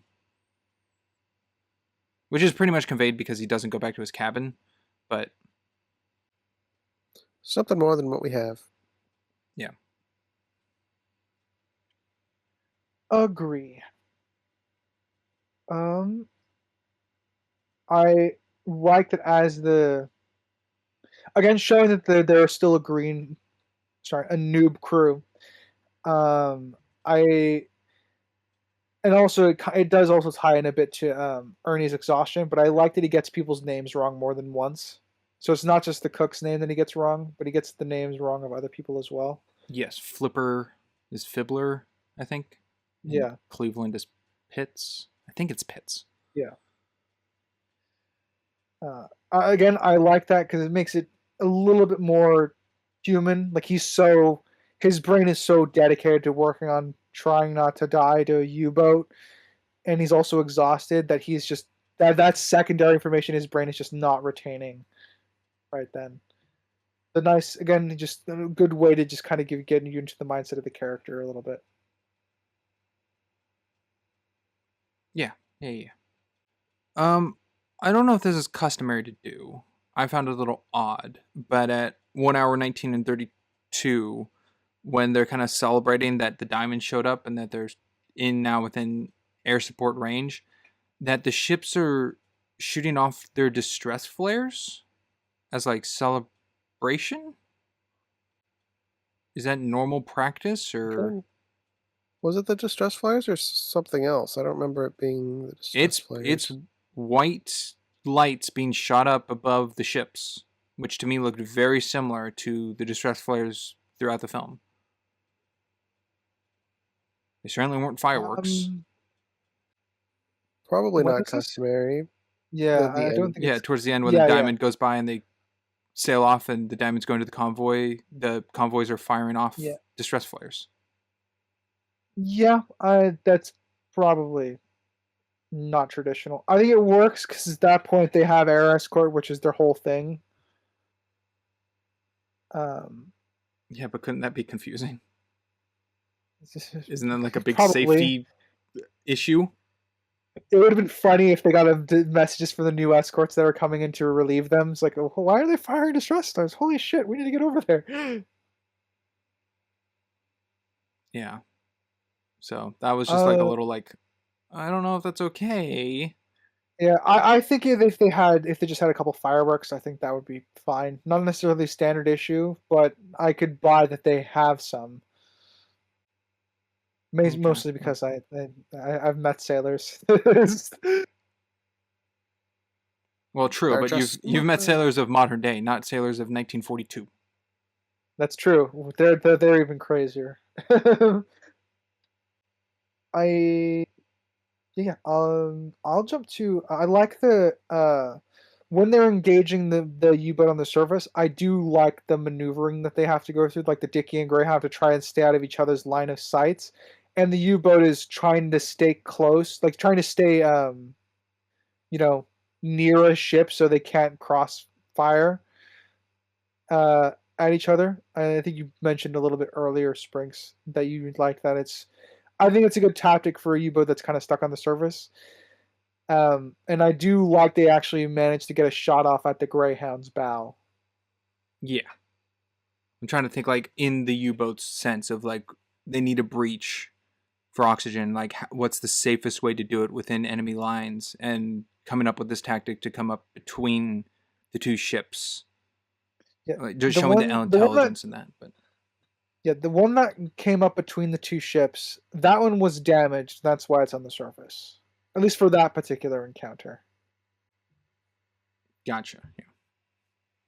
You're talking more along the lines of the two U-boats at the same time firing torpedoes to triangulate? That one works too, yeah. But like I said, you get the sense of the U-boat tactics. They're trying to kite Ernie to a specific spot to hit him. So where he has to, if he dodges one, he's being driven into another. You know. Yes. So there is that aspect that's also really good. So the U-boats, again, they come across as competent foes without us having to actually sit on the boats with them. How many? Something. Oh, go ahead, Grimson. Something I liked was the fake propeller that they ejected in the water to confuse sonar. Because it was already full of propellers and he was already confused because of all the interference, but he managed to lock on to the fake one. And that's kind of a cool integration because I never heard of that, but it makes a lot of sense. And they used a lot of depth charges on it. Well, yeah, decoy tactics were a thing. Yes, it being hit by the depth charge is what was able to be identified as a stationary, right? Because it was moving on its own after being launched? No, it just stayed there. It didn't get hit by them, causing it to stop moving. Oh. There was a lot of interference when it got launched. That's why he didn't pick it up immediately. But because it stayed in the submarine left, that's what he could hear. Oh, I really saw that differently. Later realized it didn't move. Huh. Interesting. I really thought the depth charge, the force of it, caused that to circle on its own but not move anymore, like counter its rotation, which is why it became stationary. It's not really how that would work. Well, I don't know. I guess I just saw it differently. Yeah, I mean, like, you both walk away with the same thing. It's a decoy. It serves its purpose. True.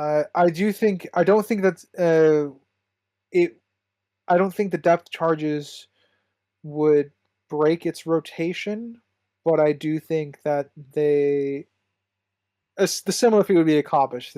They waste the depth charges. That's the main takeaway I draw from it. I was curious, how many torpedoes are usually outfitted on a U-boat? That is a good question. I used to know that answer. I'm going to look it up real quick. Okay. Because I was curious if that's something More that could be than one. weighed into the film. Like, I don't know if you're able to count, like... Because there's a total of, like, 6 U-boats throughout this film, I think? But I don't know if I think there's 7. There's 7? Because it was the first one they sank, and then there was 6. Later. German U-boats would typically Ooh. carry between 12 and 24 torpedoes. Okay, I think they're fine then. I was questioning depending like how on many... type of mission and length. Okay, Crimson, that was so damn close.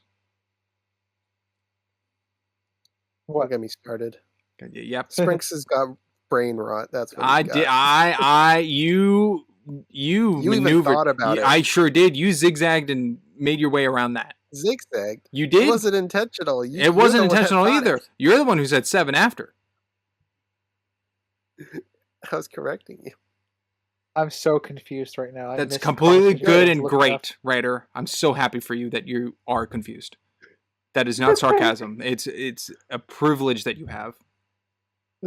Okay, thumbs up. I'm happy to be confused. I I guess. with a shirt that said it on it, and I just left. Of course. Ridiculous. Hey, audience, did you expect to hear that in our coverage of Greyhound? Doubtful. Sorry, anyhow. Lucky Rider. I guess for me, yeah.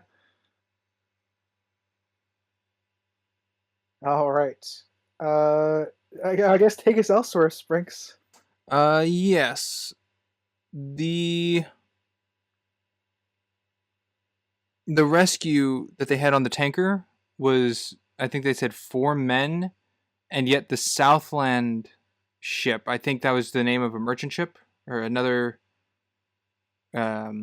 supply ship, had 28 Yeah, it was the survivors. American supply ship. Yes. 28. So it's 4 and 28. Were that collective 32 rescued in the same area, or those two separate areas? Because I couldn't tell if they were close enough that they were rescued all together. I think separate, but I'm not too confident on that. Okay. I think that they I'm like, saving 4 people separate on the Greyhound isn't going to change much at all. Like, you got 4 survivors, nice. If you get 32 survivors now on your ship, I feel like that kind of changes a little bit of what are they going to do now? Because they're still, Navy men. They're still soldiers. Where are they going to be placed and ranked and divided? They're not just going to sit by and do nothing because those positions are already filled. But with 4 people, it's okay, you can do this, this, and this. But yeah, the first ones they save are merchants.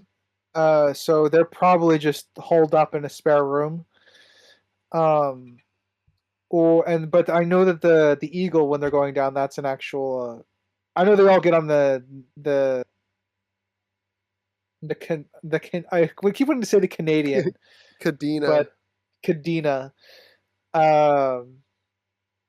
So I don't think I think they're essentially stuck on that ship. The Cadena picked up a lot of people. I mean, the first one they picked up was 42 people. And then, later they got the Eagles crew. Yeah. And there was another one that they rescued. The Cadena would have deposited them off on one of their bigger merchant ships. But again, that's something I guess that the film didn't depict. Wasn't their story to be told, I guess. Yeah, pretty much, yeah. Only through the eyes of Ernie. And you know what? I want more, but I get why they made that choice. Yes, this is not a movie about the convoy. This is a movie about Ernie, the captain of the Greyhound. Yes. I guess before we go any further, how are your notes looking, gentlemen? It's hard to tell, but low. It's not Bim. Something in Baron. I forget that first word. Is it Grim and Baron? Bim and Baron? Not the Grimm brothers? The adage. It's a phrase. Just Baron. Fair enough. And maybe have 1, 2. Okay. I'll go next, and then I'll pass it down the line, and I think we can go until we're out, pretty much. All right. Let me know when you're down to 1.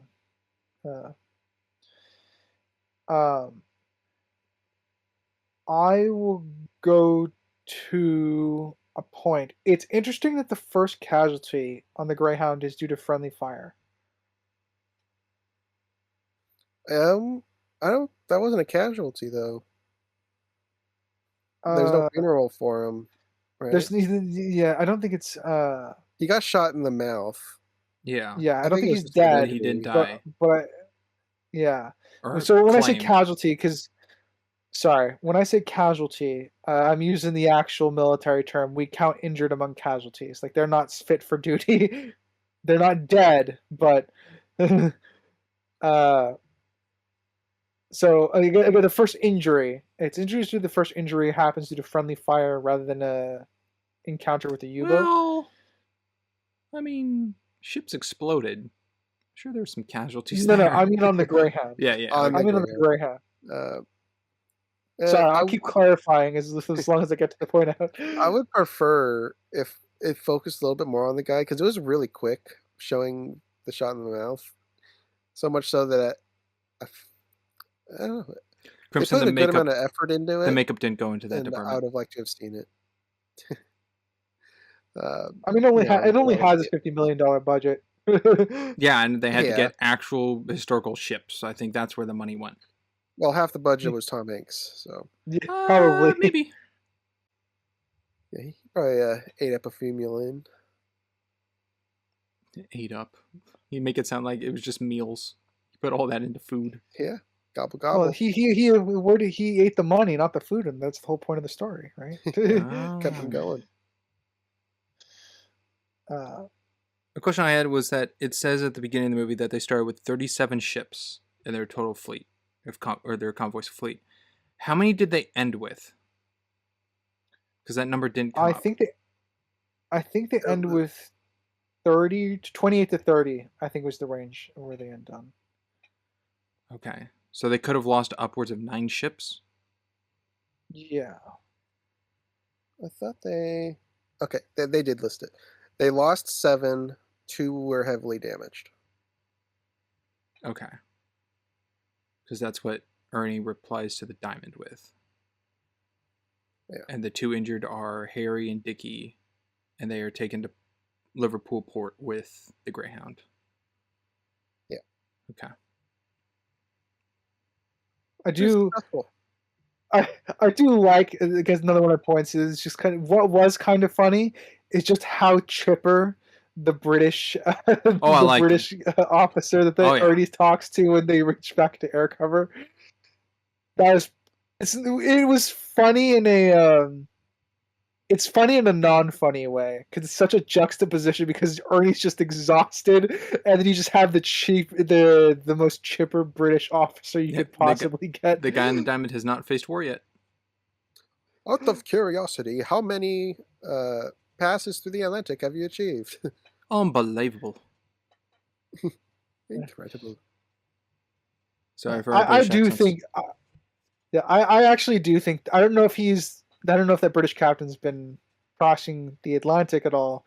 Well, actually, no, he probably might have been because American ships weren't allowed to escort the merchants until they were officially in the war. So yes, the British warships were doing that. Yeah, I'm like, maybe before the war. He seems too chipper. Yeah. I mean, I do think he. No. So clarify. The British escorted the merchant ships because we were helping the British war effort. Just we couldn't use our warships in the Atlantic, so British warships escorted us across the Atlantic until we were involved in the war directly. So the British can be very chipper in the darkest of times. That's a kind of a thing that's almost a trope in World War II movies. They're either very stiff-lipped and have dry humor, or they're very chipper during times of war. So I definitely think having a very chipper British captain, whether or not he ever crossed the Atlantic for escort duty, was very intentional just for the tone. Okay. A nice appetizer to then the celebratory of the Diamond passing with the congratulations. Rather than just like, hey, glad you survived, and then going outside to then be hit by the celebration. Yeah. It kind of softly grounds you into, okay, we're safe now. They're physically going to make sure we're relieved from duty. Yeah. Yeah. I'll let you know, I got 1 point left. All right. Crimson? As in, it's my turn, or?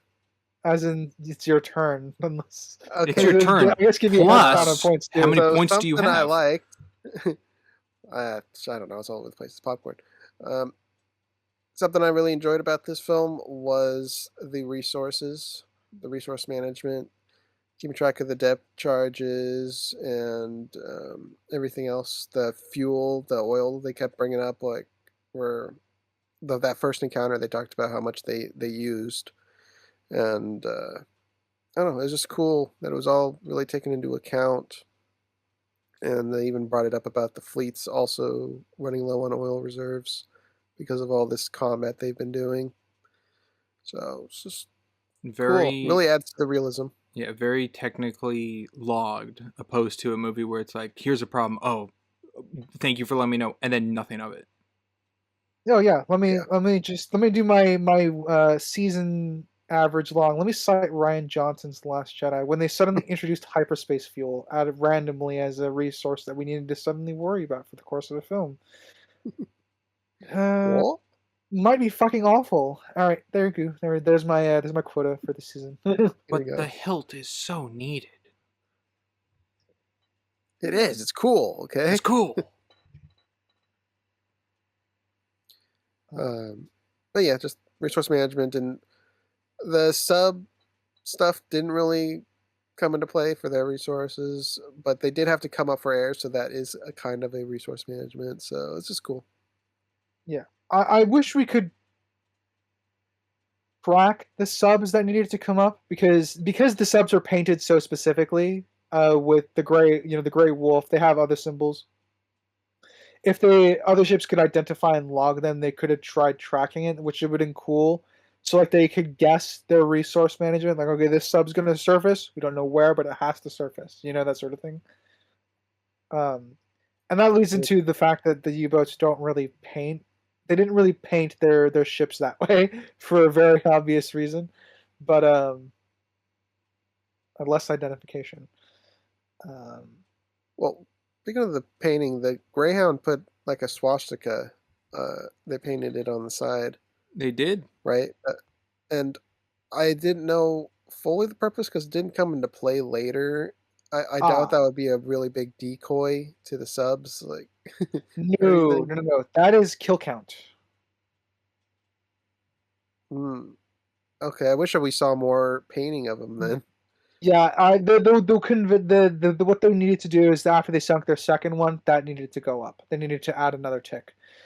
But that is very common practice. That's the same reason why fighter jets and planes in World War II they had paintings of like zeros and stuff like that of their kills. And then you have the U.S. submarine that has a train as one of its kills that's painted on its group. They did that. It was a very, very unique story. Okay, then But yeah, yeah, I would have just that's preferred a, them to stick through because I didn't understand that. I didn't feel like that yeah, got conveyed. yeah. That is the kill tally. That's kind of for me.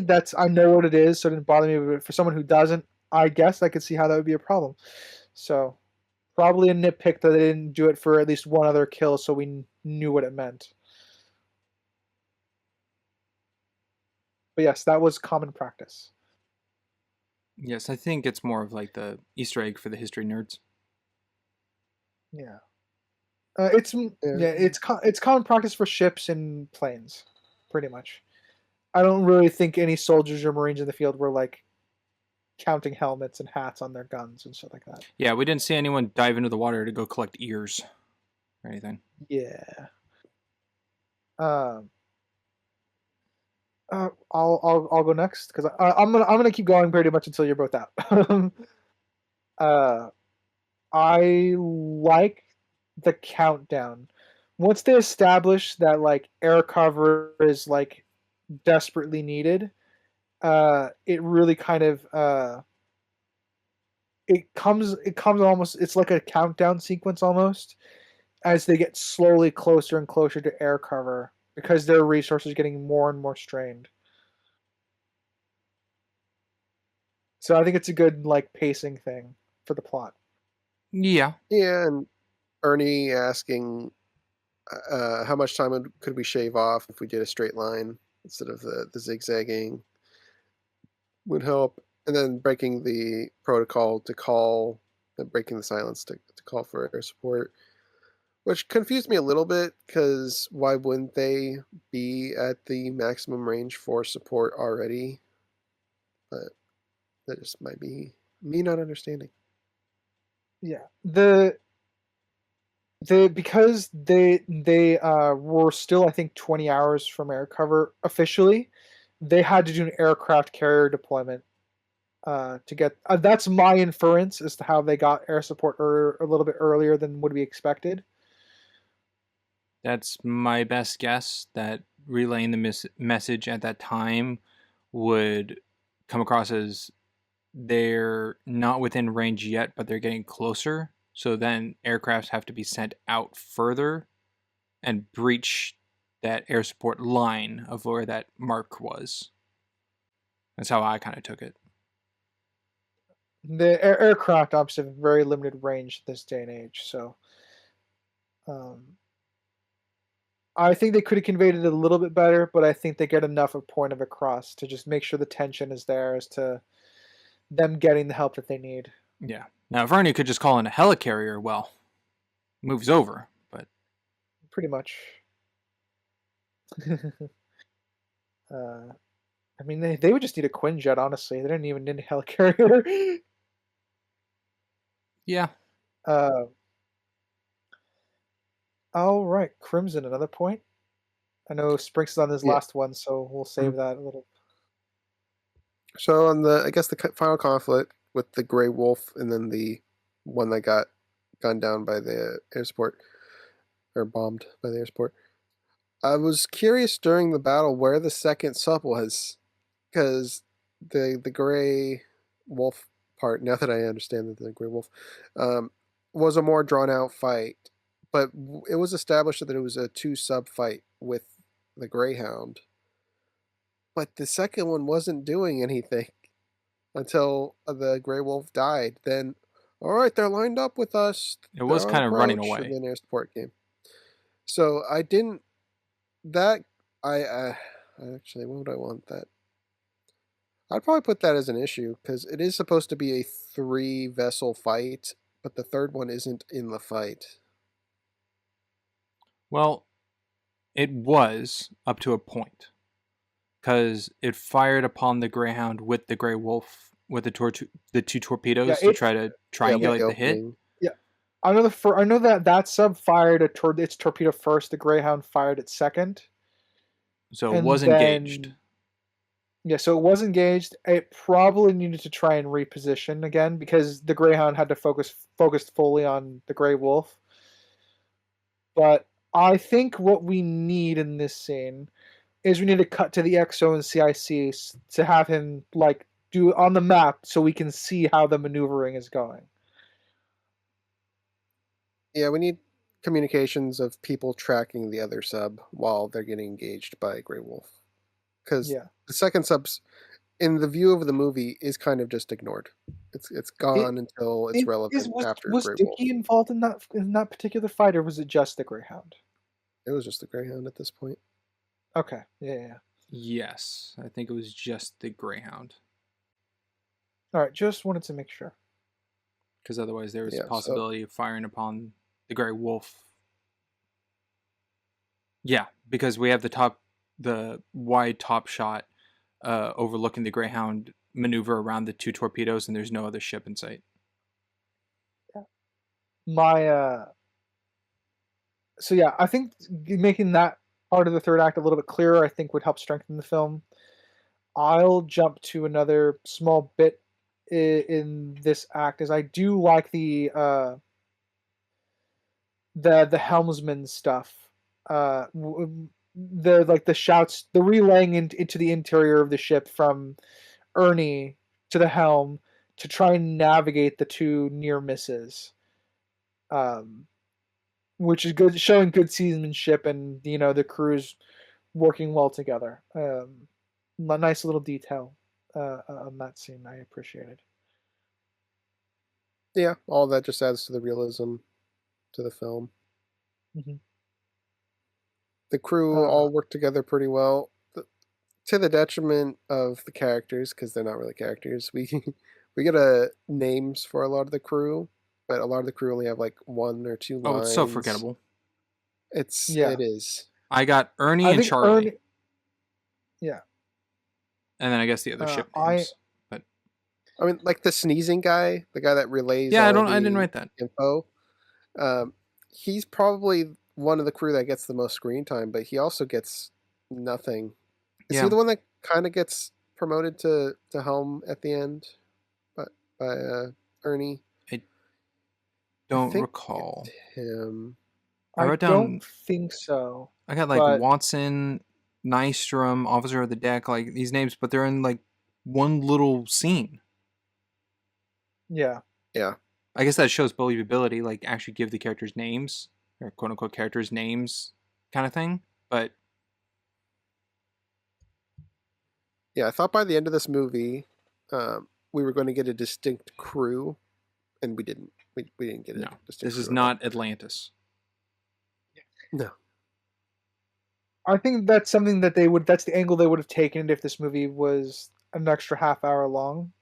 But I I don't think it needs to be for for being a film that's focused on just the constant grinding down, or the grinding like mentality that is anti-submarine warfare Yeah. back in the day. I don't necessarily think it's needed because the movie's not necessarily fully on it, but what I would have wanted was maybe a little more of Cleveland with Ernie to get a little more emotional connection to when the news of his passing hits.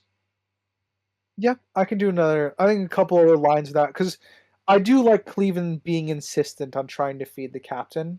I think you could still work with those scenes. Because one bit I really like is that the captain rewards, I think, his radar officer. He rewards somebody with the meal Yeah, that Lionel, Cleveland brings up to him. I think. Yeah, which I think is good. I like that bit. Um, but I agree. I think there could be more. I guess I can drop in another one unless you got another one, Crimson. Go ahead. I'll do one more pass of my notes. All right. I will jump to once Greyhound is essentially out of full spreads of depth charges.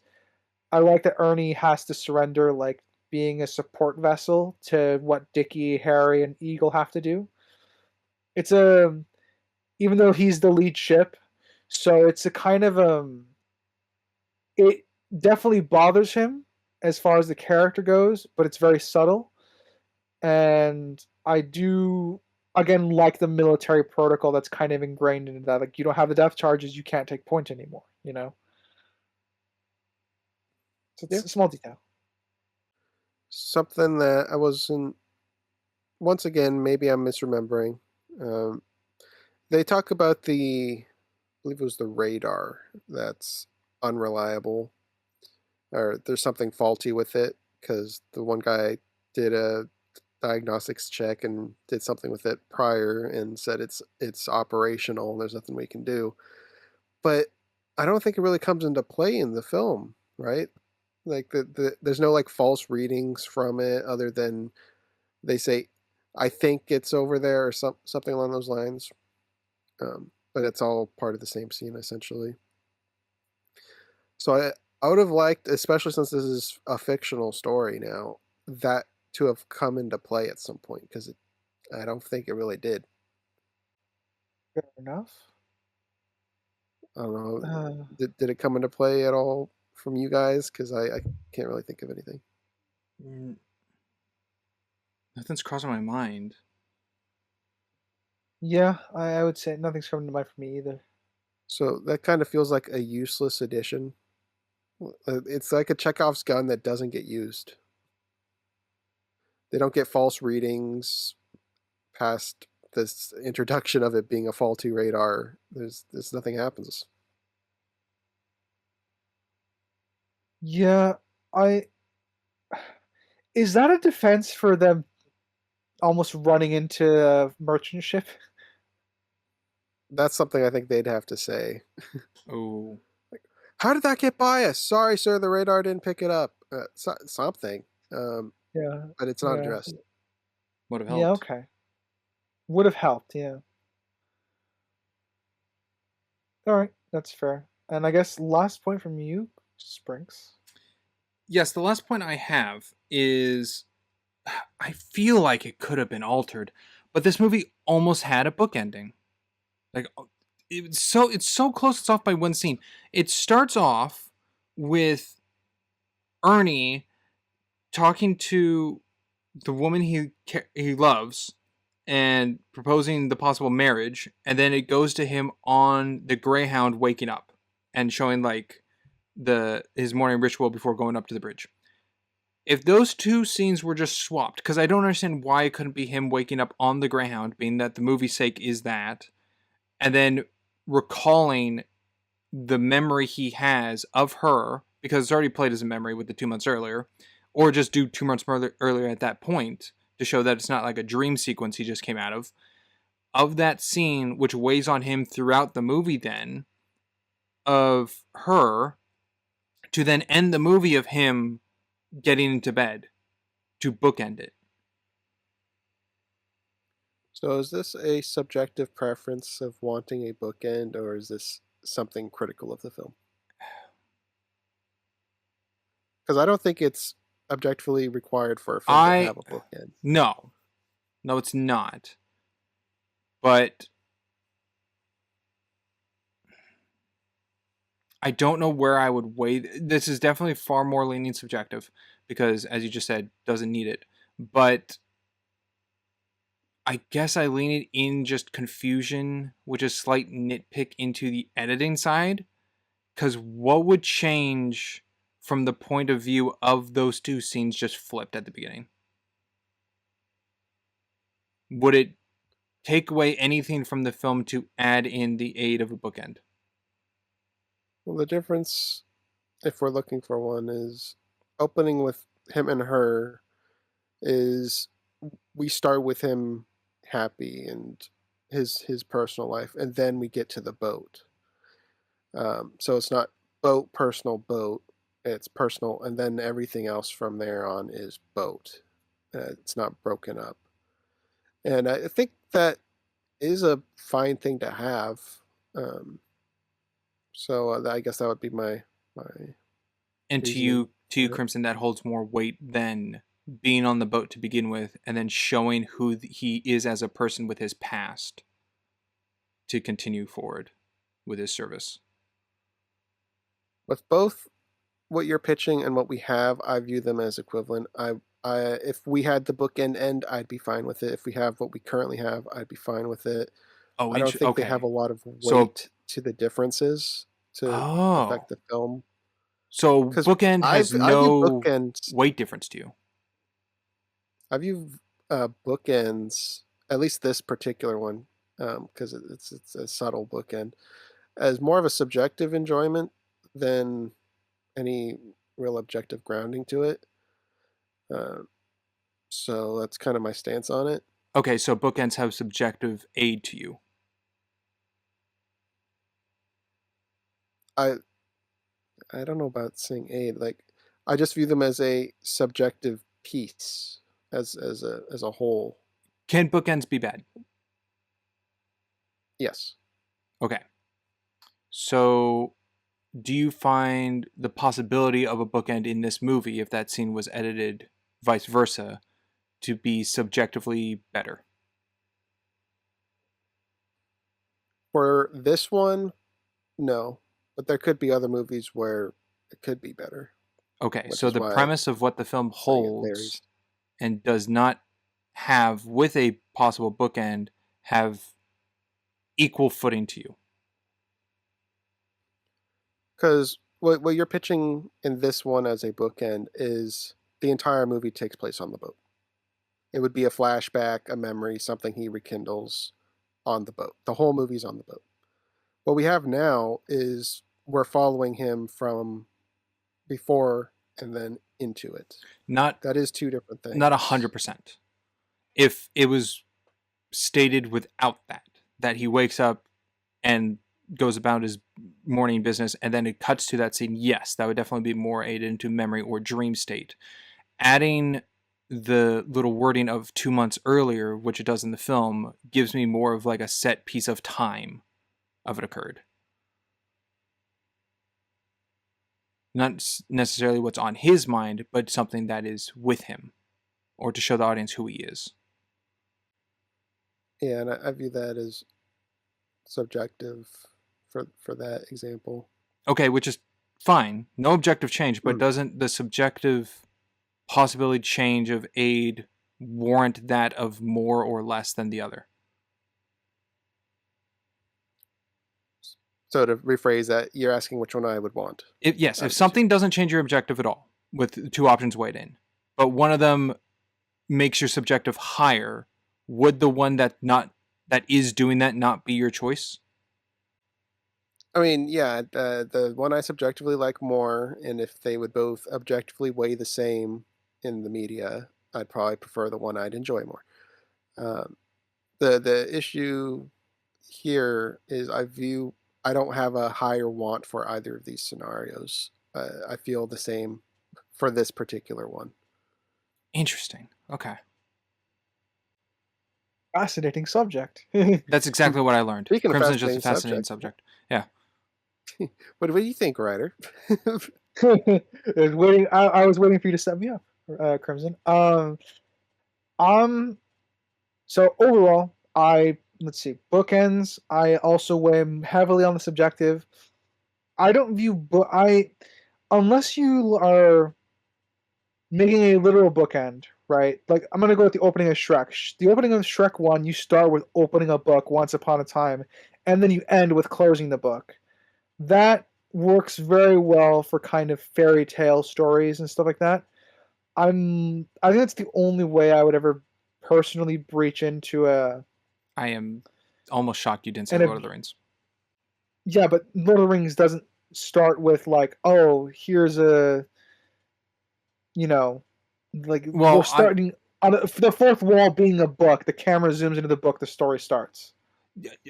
Yes, I was equating more to the story of the character starts within the Shire writing to then ending in the Shire writing versus, I mean, this still has like an open text to the audience, and that could be equated to that of Galadriel recalling the story of the rings. But, and one could argue even with this movie, starting with text crawl at the beginning to end then with the text of like all the ships lost in souls could still be book-ended. I'm just saying for the character of Ernie. Yeah, for Ernie. To get back to what I was saying, I was actually setting up. I think the only time I could ever see potentially book ending a film needing to be an objective problem is if they have a fourth wall break of like zooming into the book to start the story. Does that make sense? Shrek is a bad example because obviously Shrek rips out a page. So the book is in that universe. But if the book is out, like in quote unquote our world, and we zoom into the book for the sake of the story, I could possibly lean it being an objective nitpick that we don't zoom back out once the story's over. Does that make sense? So match transition. Yeah, and this is the case if this is only an this is just a very niche objective problem. This is the only one I can think of where I would take an objective issue, potentially with the story not being bookended. Like, there's a Christmas Carol. It's not one we covered, but it's an old one. I don't remember which year. That opens with them opening a book, the Christmas Carol book. But the end of the movie does not end with the book closing. So, is that kind of what you're saying? Is like objectively the film should end with the book closing because it opened with it opening? Yeah, in that case, because that book is not in the world of the Christmas Carol, for that story to take place, I think it could be seen as an objective nitpick that we didn't fundamentally pull out from the book once the story was over. Because that could fall under potentially a world building problem. Isn't that what kind of happened in the Lego Star Wars holiday special? Yeah, but to be fair, I had much bigger fish to fry in that one. Well, true. I'm just saying an example of bookends. Did that one start with the book? I don't remember. I know it ended with the book with Yoda. Did it start with the book? I think it does start with the book, yeah. But that again starts and ends with it, so that's not really an issue. This is, like I said, this is a very niche I can see parts of where bookending would need to be an objective thing for me, but I think those are going to be very rare and far in between. So I don't know if it'll ever come up. Within regards to this film, I kind of more on Crimson's feeling with it, where I don't really feel strongly either way whether the book ending would change my subjective score or not. Okay, I guess with all that, I have it as a nitpick for editing. All right. Alrighty. And I guess with that, gentlemen, shall we move into summary and ratings? If that was the Yeah, last I point. think so. Yeah, I think that was the last point. Crimson, you got any last ones to give? Nope, I'm good. All right. So we'll move into summary and ratings. And let's start with Crimson. Okay, so Greyhound. I'm going to start with my subjective. It's an engaging film. A lot's happening. It's pretty nonstop for the most part, which I do enjoy in a film. Something I do enjoy in films that is not really in this is characters. I like characters. I like character interactions. This is quite absent of character interactions. It's very utilitarian. It's all necessary stuff. There's not much character stuff. So that is something that's a little lacking in this for me, and it is by design, and it does a good job. But for an enjoyment sense, it is a little lacking in that department for me. How accurate it is to naval combat was enjoyable. I learned some stuff. It was pretty immersive because of it. Is it something I would recommend anybody? Not really. If I know a history buff or a naval buff, I would recommend it. But if it's a Joe Schmo, I probably wouldn't recommend it. Um, with all that being said, I have it at a 6. It's fine. I'm good to revisit, but it's not something I'm going to really seek out. Objectively, it's a pretty tight film, all things considered. I mean, for the most part, it felt like it was a historical event with some outlier moments, but it did break the immersion with the merchant ship that just snuck by them somehow. Um, I will be applying what I said about the Grey Wolf's demise to where I don't think it was properly developed at the climax, considering it is a fictional story and they're not holding to historical events. I do think it was not properly built upon. How they would build upon it, I don't know. I'm not a writer. If I had time to think about it, I could give a better answer than just the captain on the radio taunting or doing something. That was a spur of a moment suggestion. I think the visual effects look pretty decent. With all the naval combat looked pretty solid. It is in their benefit that it's in a gray tone through the whole film. It's very gray, dark blues, not a lot of contrasting stuff. So it is to the film's benefit. I think the acting is all average, including Tom Hanks. It's all very average stuff. I didn't really find anything bad. I think all the interior stuff looks good, lighting wise, spatially. Everything felt grounded.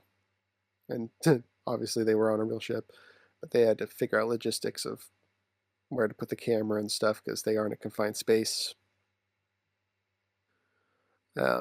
I did like the variety of the combat. I mean, uh, introducing friendly fire was cool. I don't see that too often in media.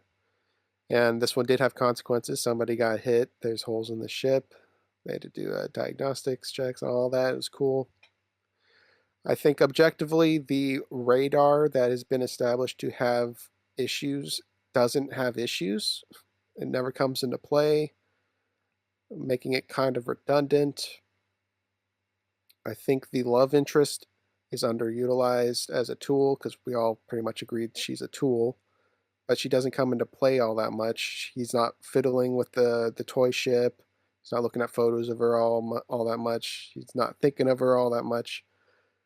And it would be hard to integrate because it would break the pacing of the combat that's constantly going. But we talked about ways of including her, like I think Sprinks pitched like a letter being in his gloves and that's being brought to him or something. there's ways to do it. There wasn't a lot here. Cleveland's death probably could have been built more if it felt like Cleveland and Ernie had a bigger history. The fact that Ernie was saying Cleveland's name after he died does feel like there was this long, friendly connection. That's kind of the gist of it. I didn't feel too much from it.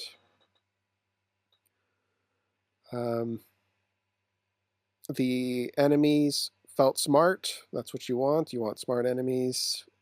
You want them to feel like they're doing their own thing off screen, and it made sense for the most part, excluding the two subs at the end that I mentioned. That the second one's kind of just off. Sure, they could be realigning themselves or something, but we don't even have the Greyhound acknowledging them. No one in the background being tracking second sub or nothing. There's no engagement with it after the initial opening double torpedo. But with all of that, I'm at an 8. There's a lot that's really good and well executed with this. Alrighty. Sprinks, why don't you go next? Okay. Let's see. I'll start with my objective. I think the acting in this movie is fine. Everyone does a fine job. I think this is Tom Hanks's. I think he does. It's really tough because he fits stoic very well for Apollo 13 when we covered it. But I think this movie has more of the acting through the eyes, especially when he's being asked to make tough decisions and tough times. So I think this is a little bit of a little better of his acting than that movie. But other films we've covered, I think, is way better. Joe vs. Volcano is so hard to decipher where that acting lines up. But I think funny enough, I think Burbs maybe a little bit of better acting than this one. So editing is overall fine, a little confusing in some pieces that, like the bookend thing, like just questionable. Cinematography, the cinematography has good shots. It's lined up good shots, but it reuses the same shots over and over and over again, which gets very repetitive, which does make it a little boring to the taste on that. They could have definitely done some more creative shots with the camera, but it still looked good.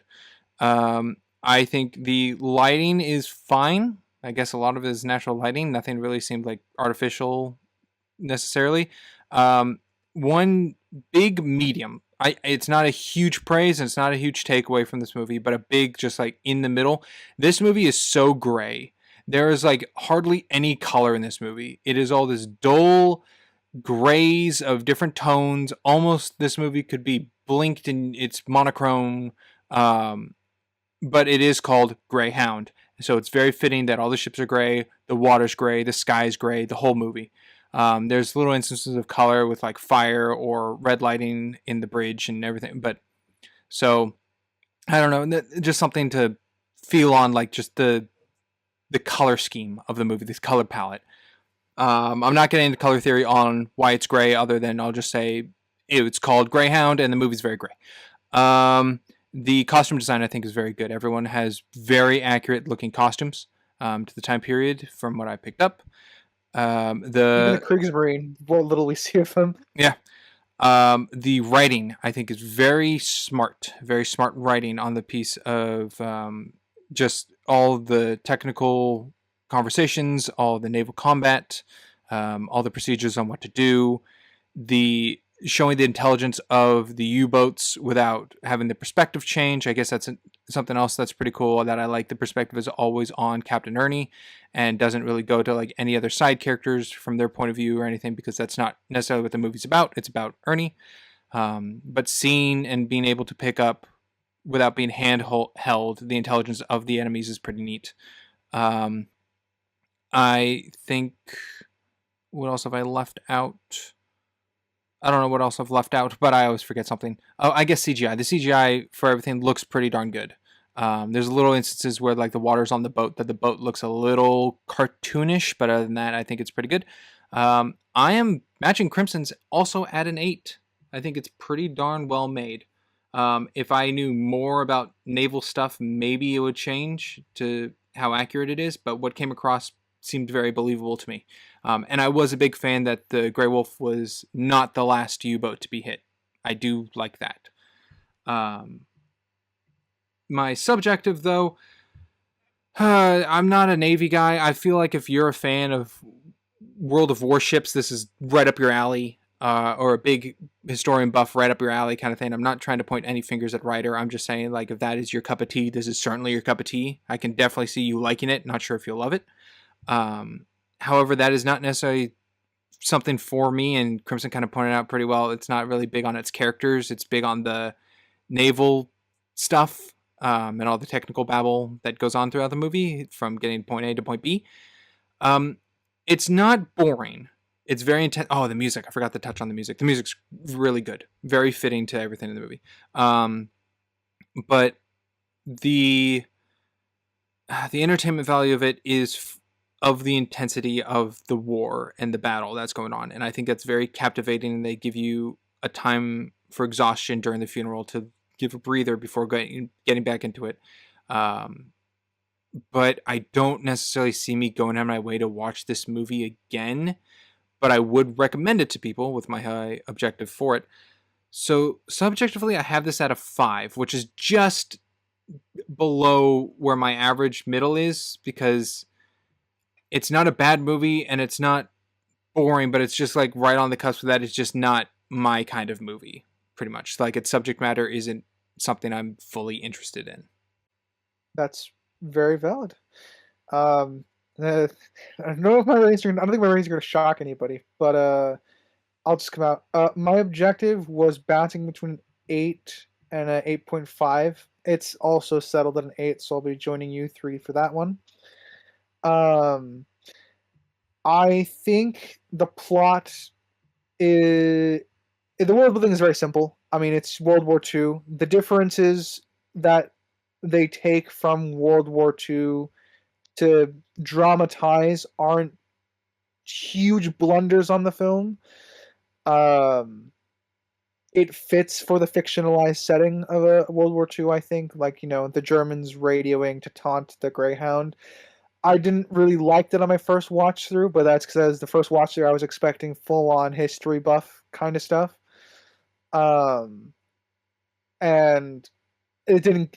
With that, it was one of the things that kind of broke it for me. Same with the ship kind of sailing past. But the world building otherwise is good. I think they do all the naval stuff really, really well. I think it has better naval combat than a lot of other naval war films. The intensity of the pacing is created in such a way it's meant to grind the audience down in the same way the characters are being ground down. And that's very good. Not to echo what Crimson said, we all think Ernie's future wife / girlfriend is underutilized. Need more from that. I think his relationship with Charlie could be expanded on a little bit. I think there could be a little bit more between him and Cleveland as well, as far as the cook goes. But otherwise, all the characters are fine. I don't find really many inconsistencies with them because they're usually just playing off each other for the most part. In the situations, and most of the time they're just regurgitating information or doing something with a naval dialogue, which is pushing the story forward. Because again, it's just all about the grinding down. So the characters aren't really the focus of the story outside of the other characters aren't really the point of the story outside of Ernie. And even then, I don't think Ernie's character, even though he's the POV, he's not the center focus. All the stuff for Ernie is like subtle things, like, his feet slowly getting bloodier over the course of having to be up and about for 50 hours straight, or him refusing food, or stuff like that. Where it's the character stuff for him is not front and center; it's more subtle.